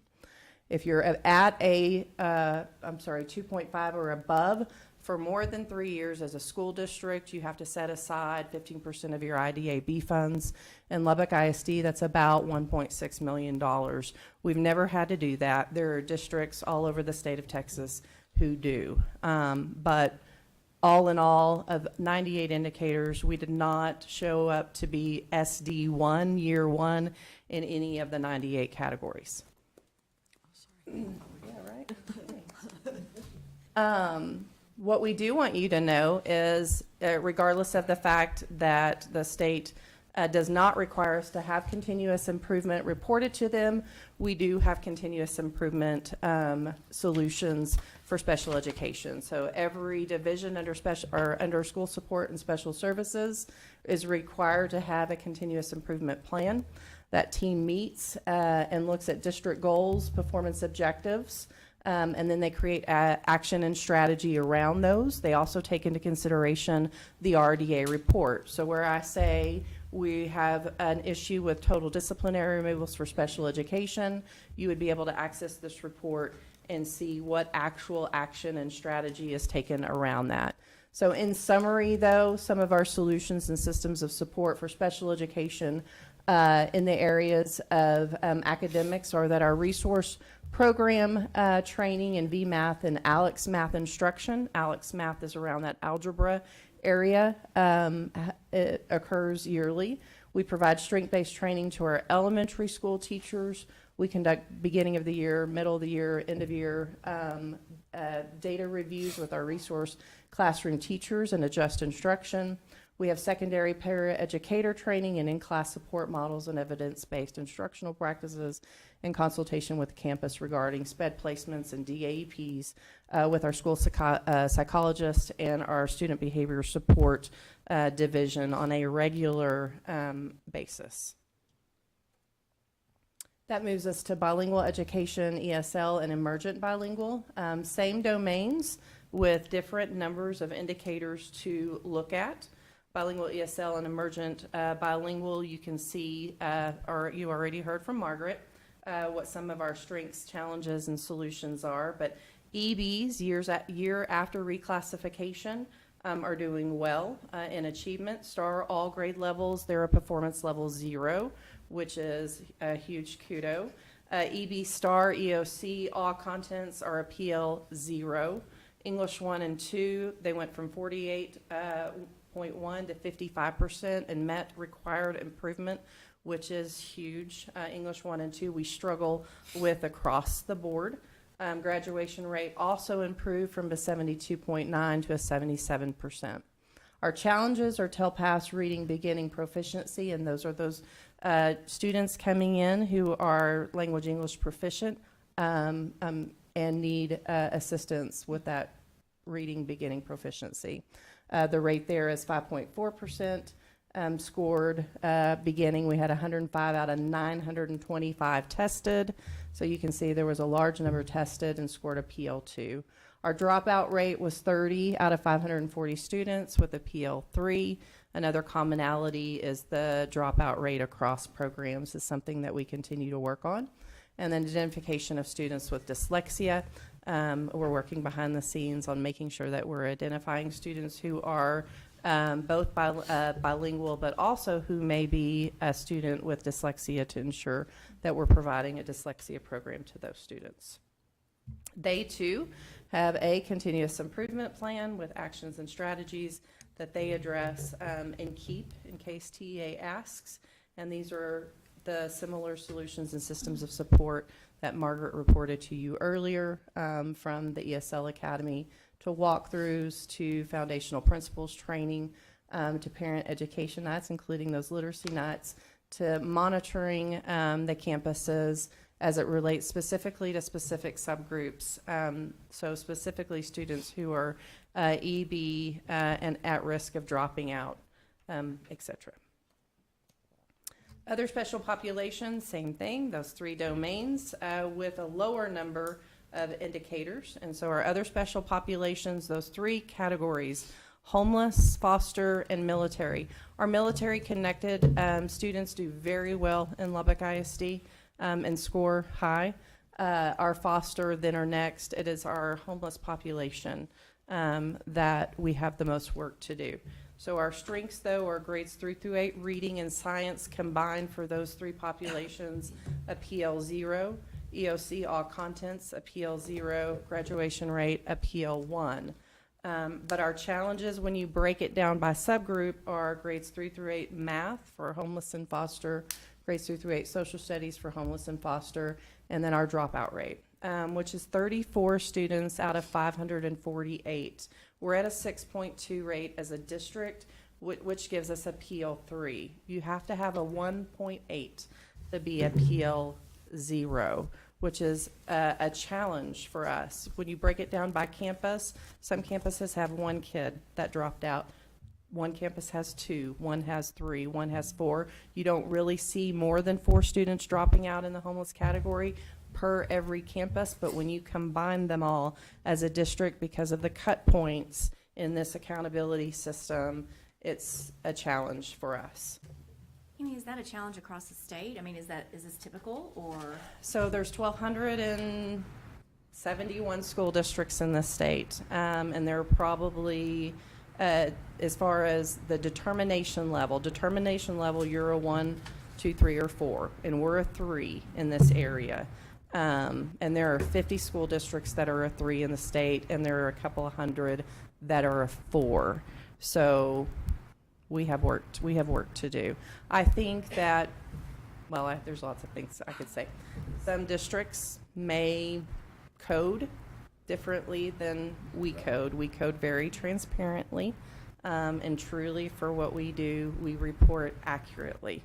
And you have to be careful with how you report dropouts.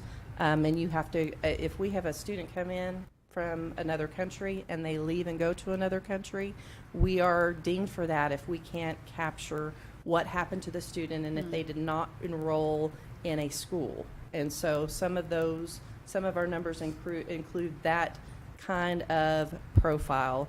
But what we have done is we've put together a strategic support plan that you see there, that you see here.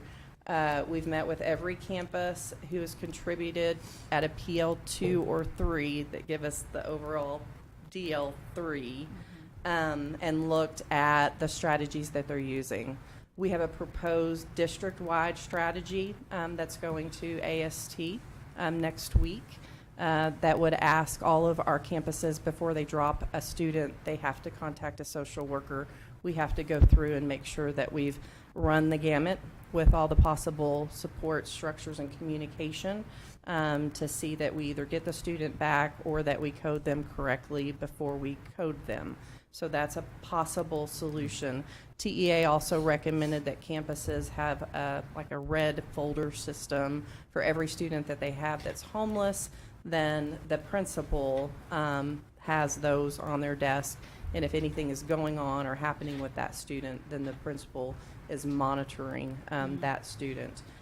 Our campuses all have processes by which they use their homeless liaisons ad nauseum to make calls, to talk to families, to work with our district social workers, of which we have 4. We also have some temps paid out of ESSER that have helped the last couple of years to try to shore this up. But it is an issue that we're working on. So, and the purpose of this presentation. So what's going to happen with those temps? And obviously you need them, so they're there, and Esther's going to be gone. What are we going to do? We're going to utilize the 4 social workers that we have at a bigger capacity than we have before. Will that be enough? It will It'll have to be enough. It will That's have what to be you're enough. saying? Yes, ma'am. Wow. Yeah. Workload. That's okay.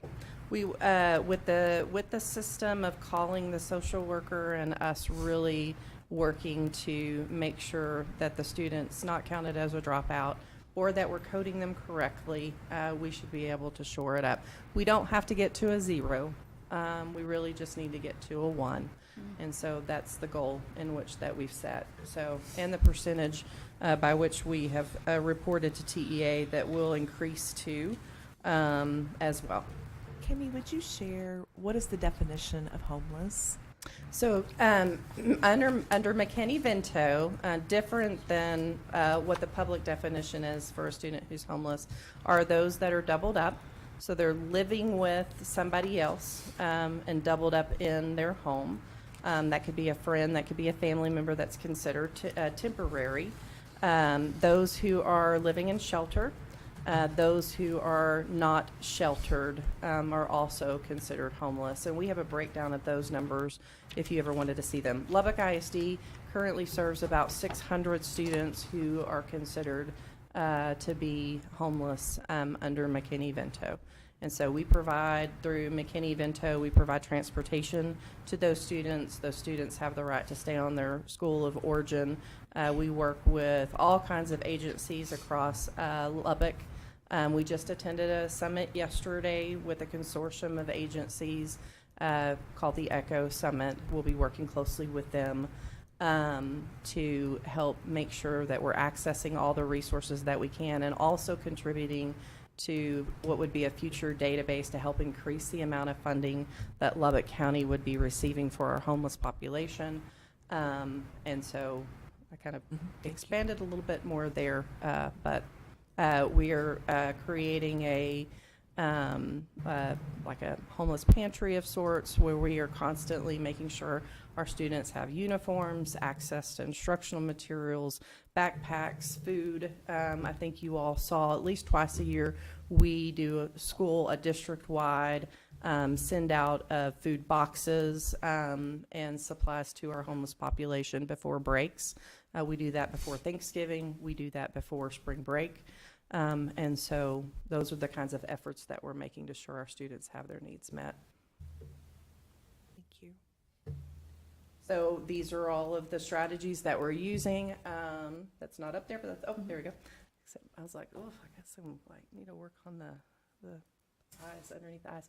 Access to tutorials, district-wide accountability system prior to dropping a student, campus-specific systems for identifying, coding, monitoring, district-wide homeless liaison training, our social workers, and making sure they have access to transportation and a stable enrollment situation.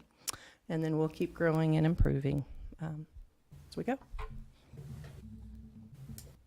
So the dropout issue is a concern, and that's the area where it shows improvement.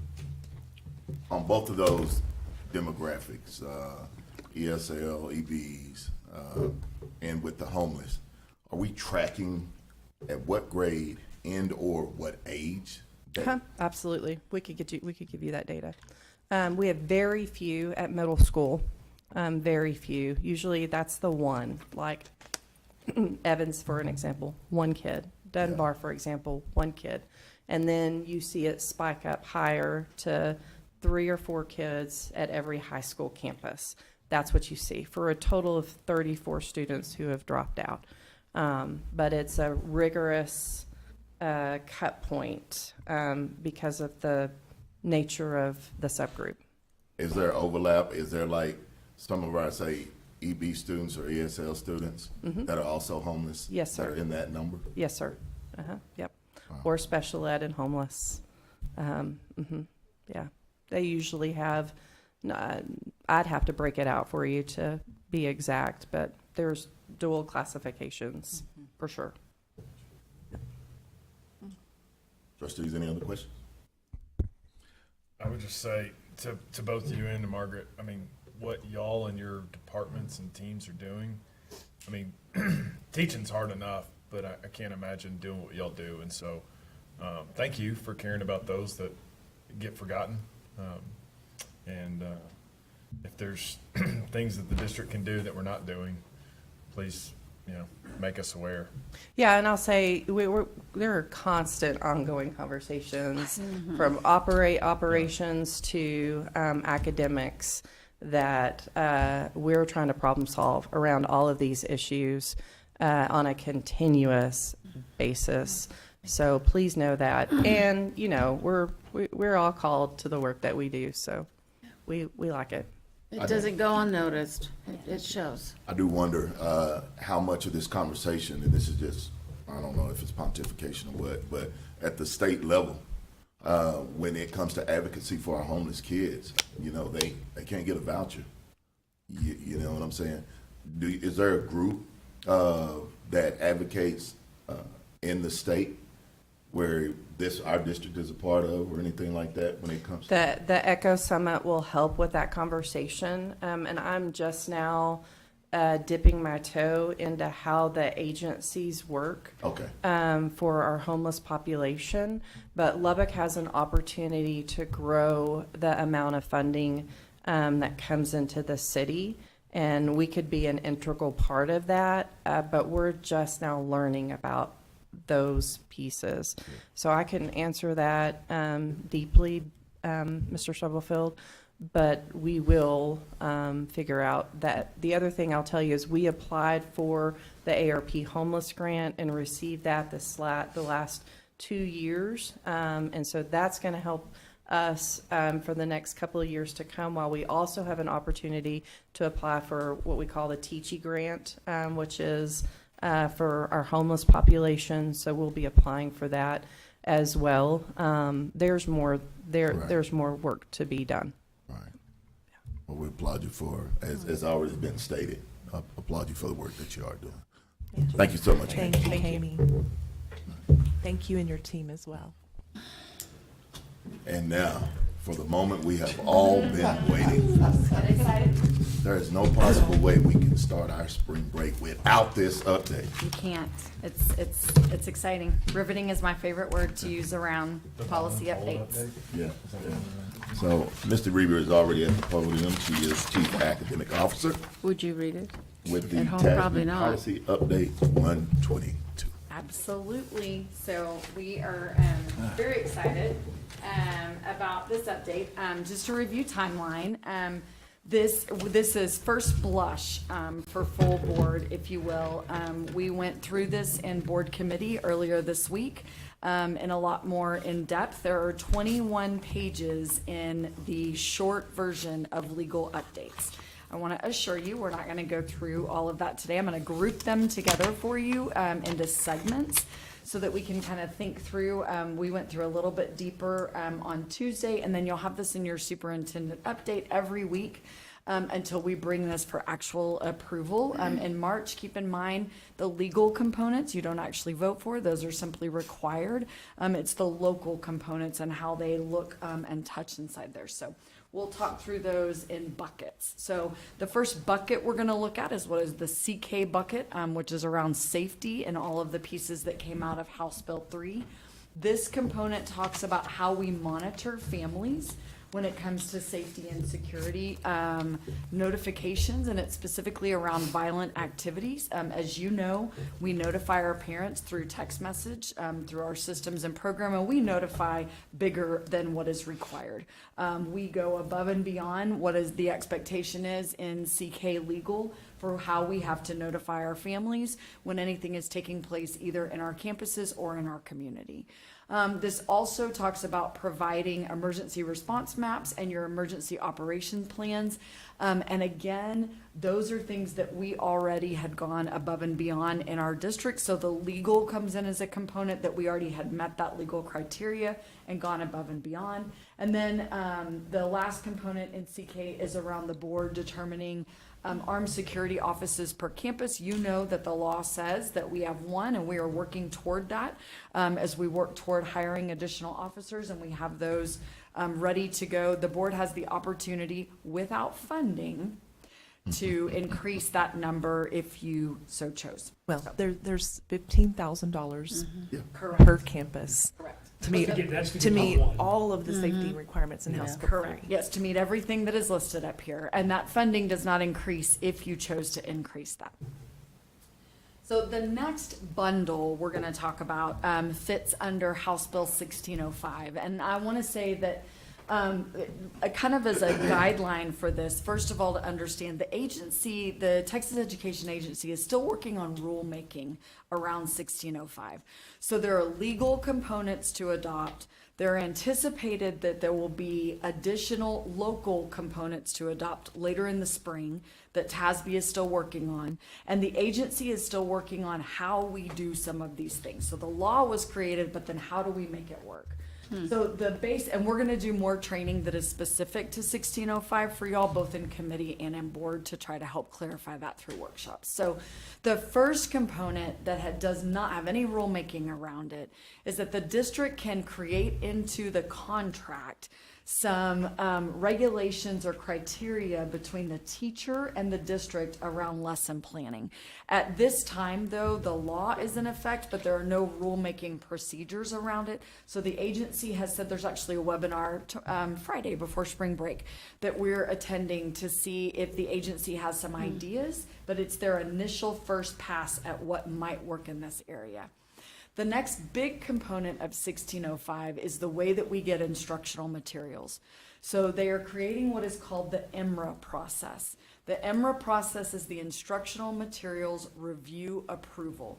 So what happens is there are quality and suitability rubrics that are developed by TEA that the state board then approves. So quality is, does the curriculum you're going to use match the SEs or the texts that we're required to teach? Does it match? Suitability is more about, does it fit?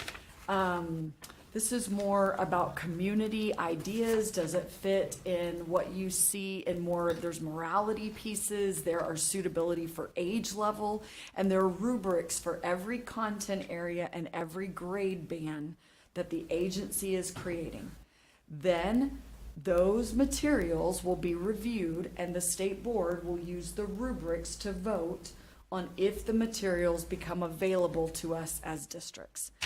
All of that process will then impact how much money we get to buy those materials. So the process is just in creation. It is just being developed and just being rolled out.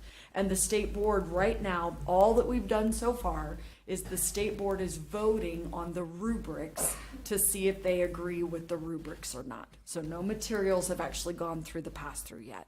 So this is one that, although there are legal components that will go into policy, it's around language. There's a lot to be learned around the process, and we're going to keep sharing as we learn things about the process. We're going to share those with you around the process. So we've also been reassured by our TASB advocates that as more information comes out, our local policy adoption will have some options and opportunity that will look different in the future also. So these are, think of these as short ways to check off and be in compliance with the law for the language. The actual work part of it will be coming later in the spring.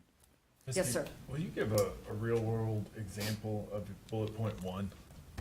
I'm not sure I follow, like, well, us providing lesson plans? What we think, and let me tell you, this is only a Mistyism because the agency has not yet decided either what they believe this means. What the law says is that if you use a certain type of curriculum that is designated and sanctioned by the state, then you don't have to have an additional contract with teachers around the time that they spend working on lesson plans.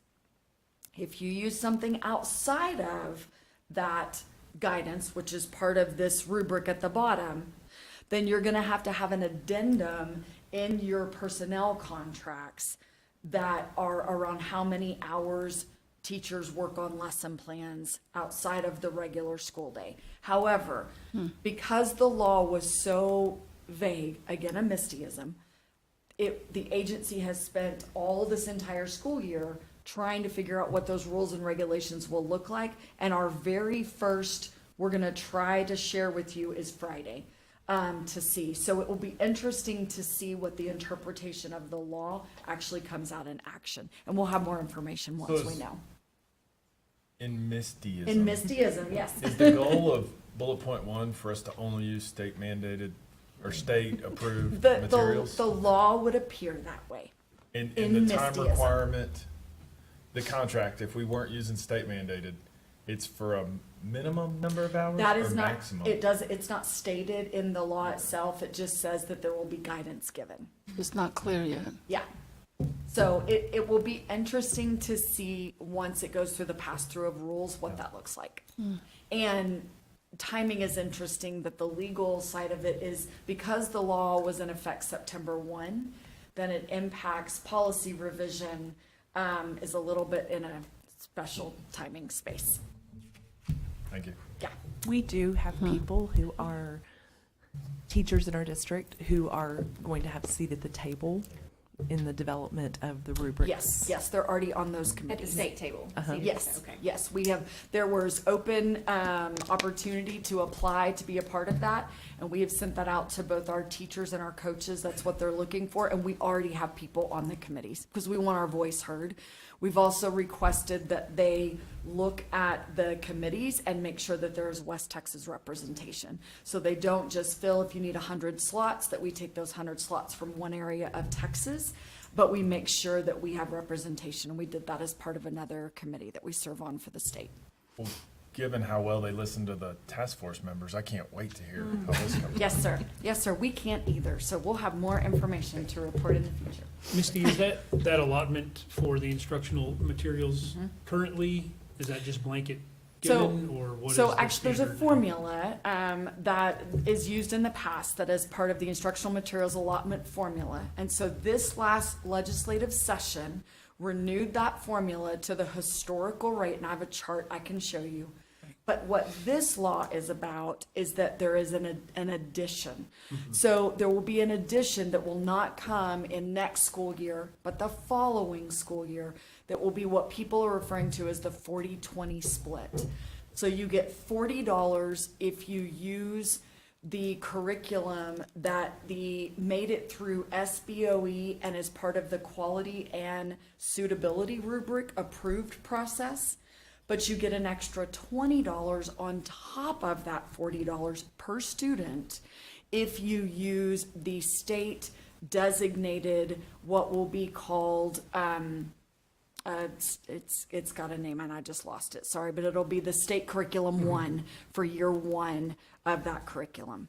So it's an opportunity to increase funding, or is that Correct. just to get to where we are now? No, it's to increase funding. The state To is increase. incentivizing using Correct. state Right, as long as, approved yeah, Correct. which scares me. Correct, and but there's a lot of if-then nuance in the charts, that there's some opportunity, there's opportunities to win in a lot of places along the way, because the $40 are anything off the list, which is typically in the past when we've adopted materials, we've already picked off of the list. Those are research-based, they connect to what we're doing, they fit. So that's an automatic $40. It's the $20 off of the other that we'll have to make some decisions around. But we have more information around that, and we'd like the opportunity to do quite a bit more of teaching, both for y'all and for us, as we learn more from the state about 1605. We learned quite a bit last week at a session we were invited to. Thank you. All right, so the next one, equally, I'm not even gonna pick my adjectives anymore. So this is about House Bill 900. This is EFG. And so this is about library standards. So let me kind of talk to you about where we are in the portions of EFG. There is EFG legal that will be a part of our March adoption that simply says we must create a policy that connects to TSLAC, that is the Library Association, that has rules and regulations for how our librarians pick books. We're in a great place in this. We already have used the TSLAC guidelines. That's something that already connects to what we do. The other portions of House Bill 900 say that vendors have to create a system to review library books. That is under court evaluation right now, and so is at a standstill. So what TASB is recommending is that we adopt the 900 legal portion that says we're going to work on a local policy that uses the TSLAC guidelines, and that we are adopting the portion that says the vendors will do their part. We don't control the court system. We wait to do the local portions of EFG until the spring to see if any of those components come a little bit further in the court system. It will give us I agree with you, Mr. Curry, but that will give us a little bit of time as we look toward writing our verification of being a part of those TSLAC guidelines. So this would be the legal component of House Bill 900, then the local component of House Bill 900 would come later in the spring. Any questions about that one? Okay. All right. The next one is EHB that has both a legal and a local component. This is our dyslexia screening. This is something that we are already doing inside Lubbock ISD. We've already complied with all of the rules and regulations to make sure that we are testing students as part of the dyslexia screening process and making sure that we are ahead of the curve on those guidelines. But this also does impact our numbers. As you've seen, our numbers grow with our students who are being served for dyslexia inside of our district. The next one is CQC Legal. This one is around technology and cybersecurity. It is that we have to have a filter or a block for pornographic material inside of our district. Check. We already do and have for quite some time. And then we have to promote cybersecurity and online safety, and that is already a part of what we do inside of our system. So these for us were things that we're already doing. The next one is around DMA. These are around professional development. We are required to implement a program on, this connects also to House Bill 3908 and EHAA legal. We're required to implement a program on substance abuse and prevention related to fentanyl abuse. You already charged SHAC to work on developing that program, and their goal is to bring you back their proposal in April, showing what they will do for the student side of what we do for substance abuse. Is there a reason why that committee's still contemplating and we're in April? Yes, sir. They have had some, many presentations come in and brought to them, and please keep in mind, SHAC is a small portion of Lubbock ISD and a large portion of community members. And in this area, we have a pretty significant medical community representation. And of the presentations that they have seen so far, there have been some concerns with accuracy in some of those and best practice and research-based tactics when we talk to students about drug intervention, specifically around fentanyl abuse. So they created a subcommittee of that committee to do more extensive research and review some additional presentations. So they meet one time a month, and they have had a presentation every single month on this category by different entities to try to look at that. So I told Kathy, I mean, we're one of the last school districts to present anything, and it's disappointing. And on some level, I guess I'd love to review when we turned over the reins. Kathy and I've talked about this to Shaq, because as a board, I feel like it's a huge problem, you know, and the fact that we're the last one out of the gate just and I would share I would not say we're the last out of the gate, because we've had Chad Curry speak to several of our student groups. We have. One of the things, though, that I think it's important to recognize, though, in that process is it is very important to SHAC that the letter of the law can be met with a presentation. The letter of the law can be met with a large auditorium, one presentation, you have checked the box and you move on. SHAC is really trying to approach this in an educational model to make sure that we're doing something more than a one and done, for lack of a better way to say that it is something that actually has impact, that is not just a quick fear tactic, because what they're showing is that students that are already either considering or using that one and done fear tactic actually does not make an impact. And so what can we do to have better education and better circle around that? So that's really been the approach of SHAC. So, but I do hear your concerns on that, and we visited about that as well. Is Dr. Kaminsky back on this committee as well? He is not currently serving on SHAC. No, ma'am. No, ma'am. Okay. Yes, but we do have quite a currently bit. started a program, right, in But regards to all this? that's completely separate. Is it okay? Yeah, that is okay. completely separate than what this is, and Got this you. is a very specific. But I do hear your concern. Jamie. The last presentation that we considered is being stood up at the next shack, and that's where the final decision will be made. So I just wanted to. Yeah, it's on task to make it in April, and it hasn't been the goal has not been to delay, but to make sure that it is something that can be done in a long range plan that can be implemented that is educational and is intensive over time.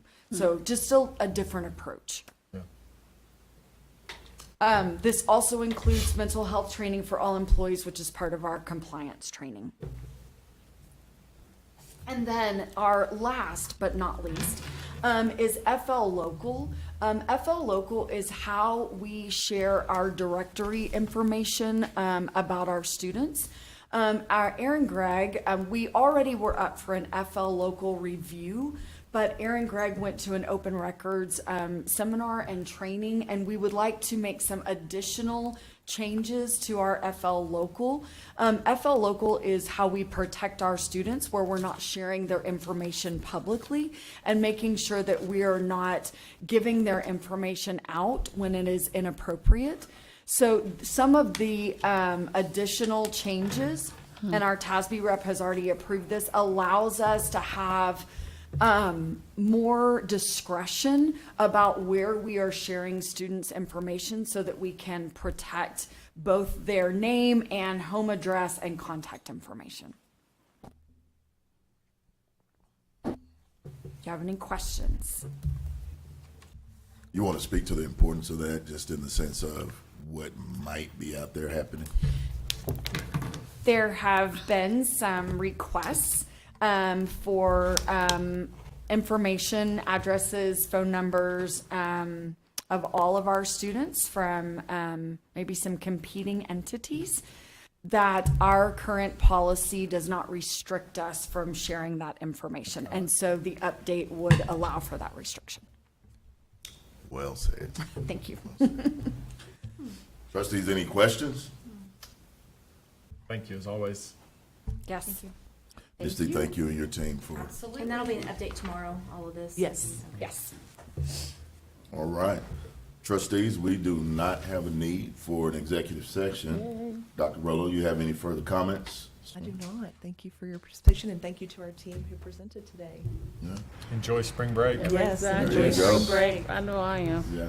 Everybody have a happy I know and you were in safe Charge. spring break.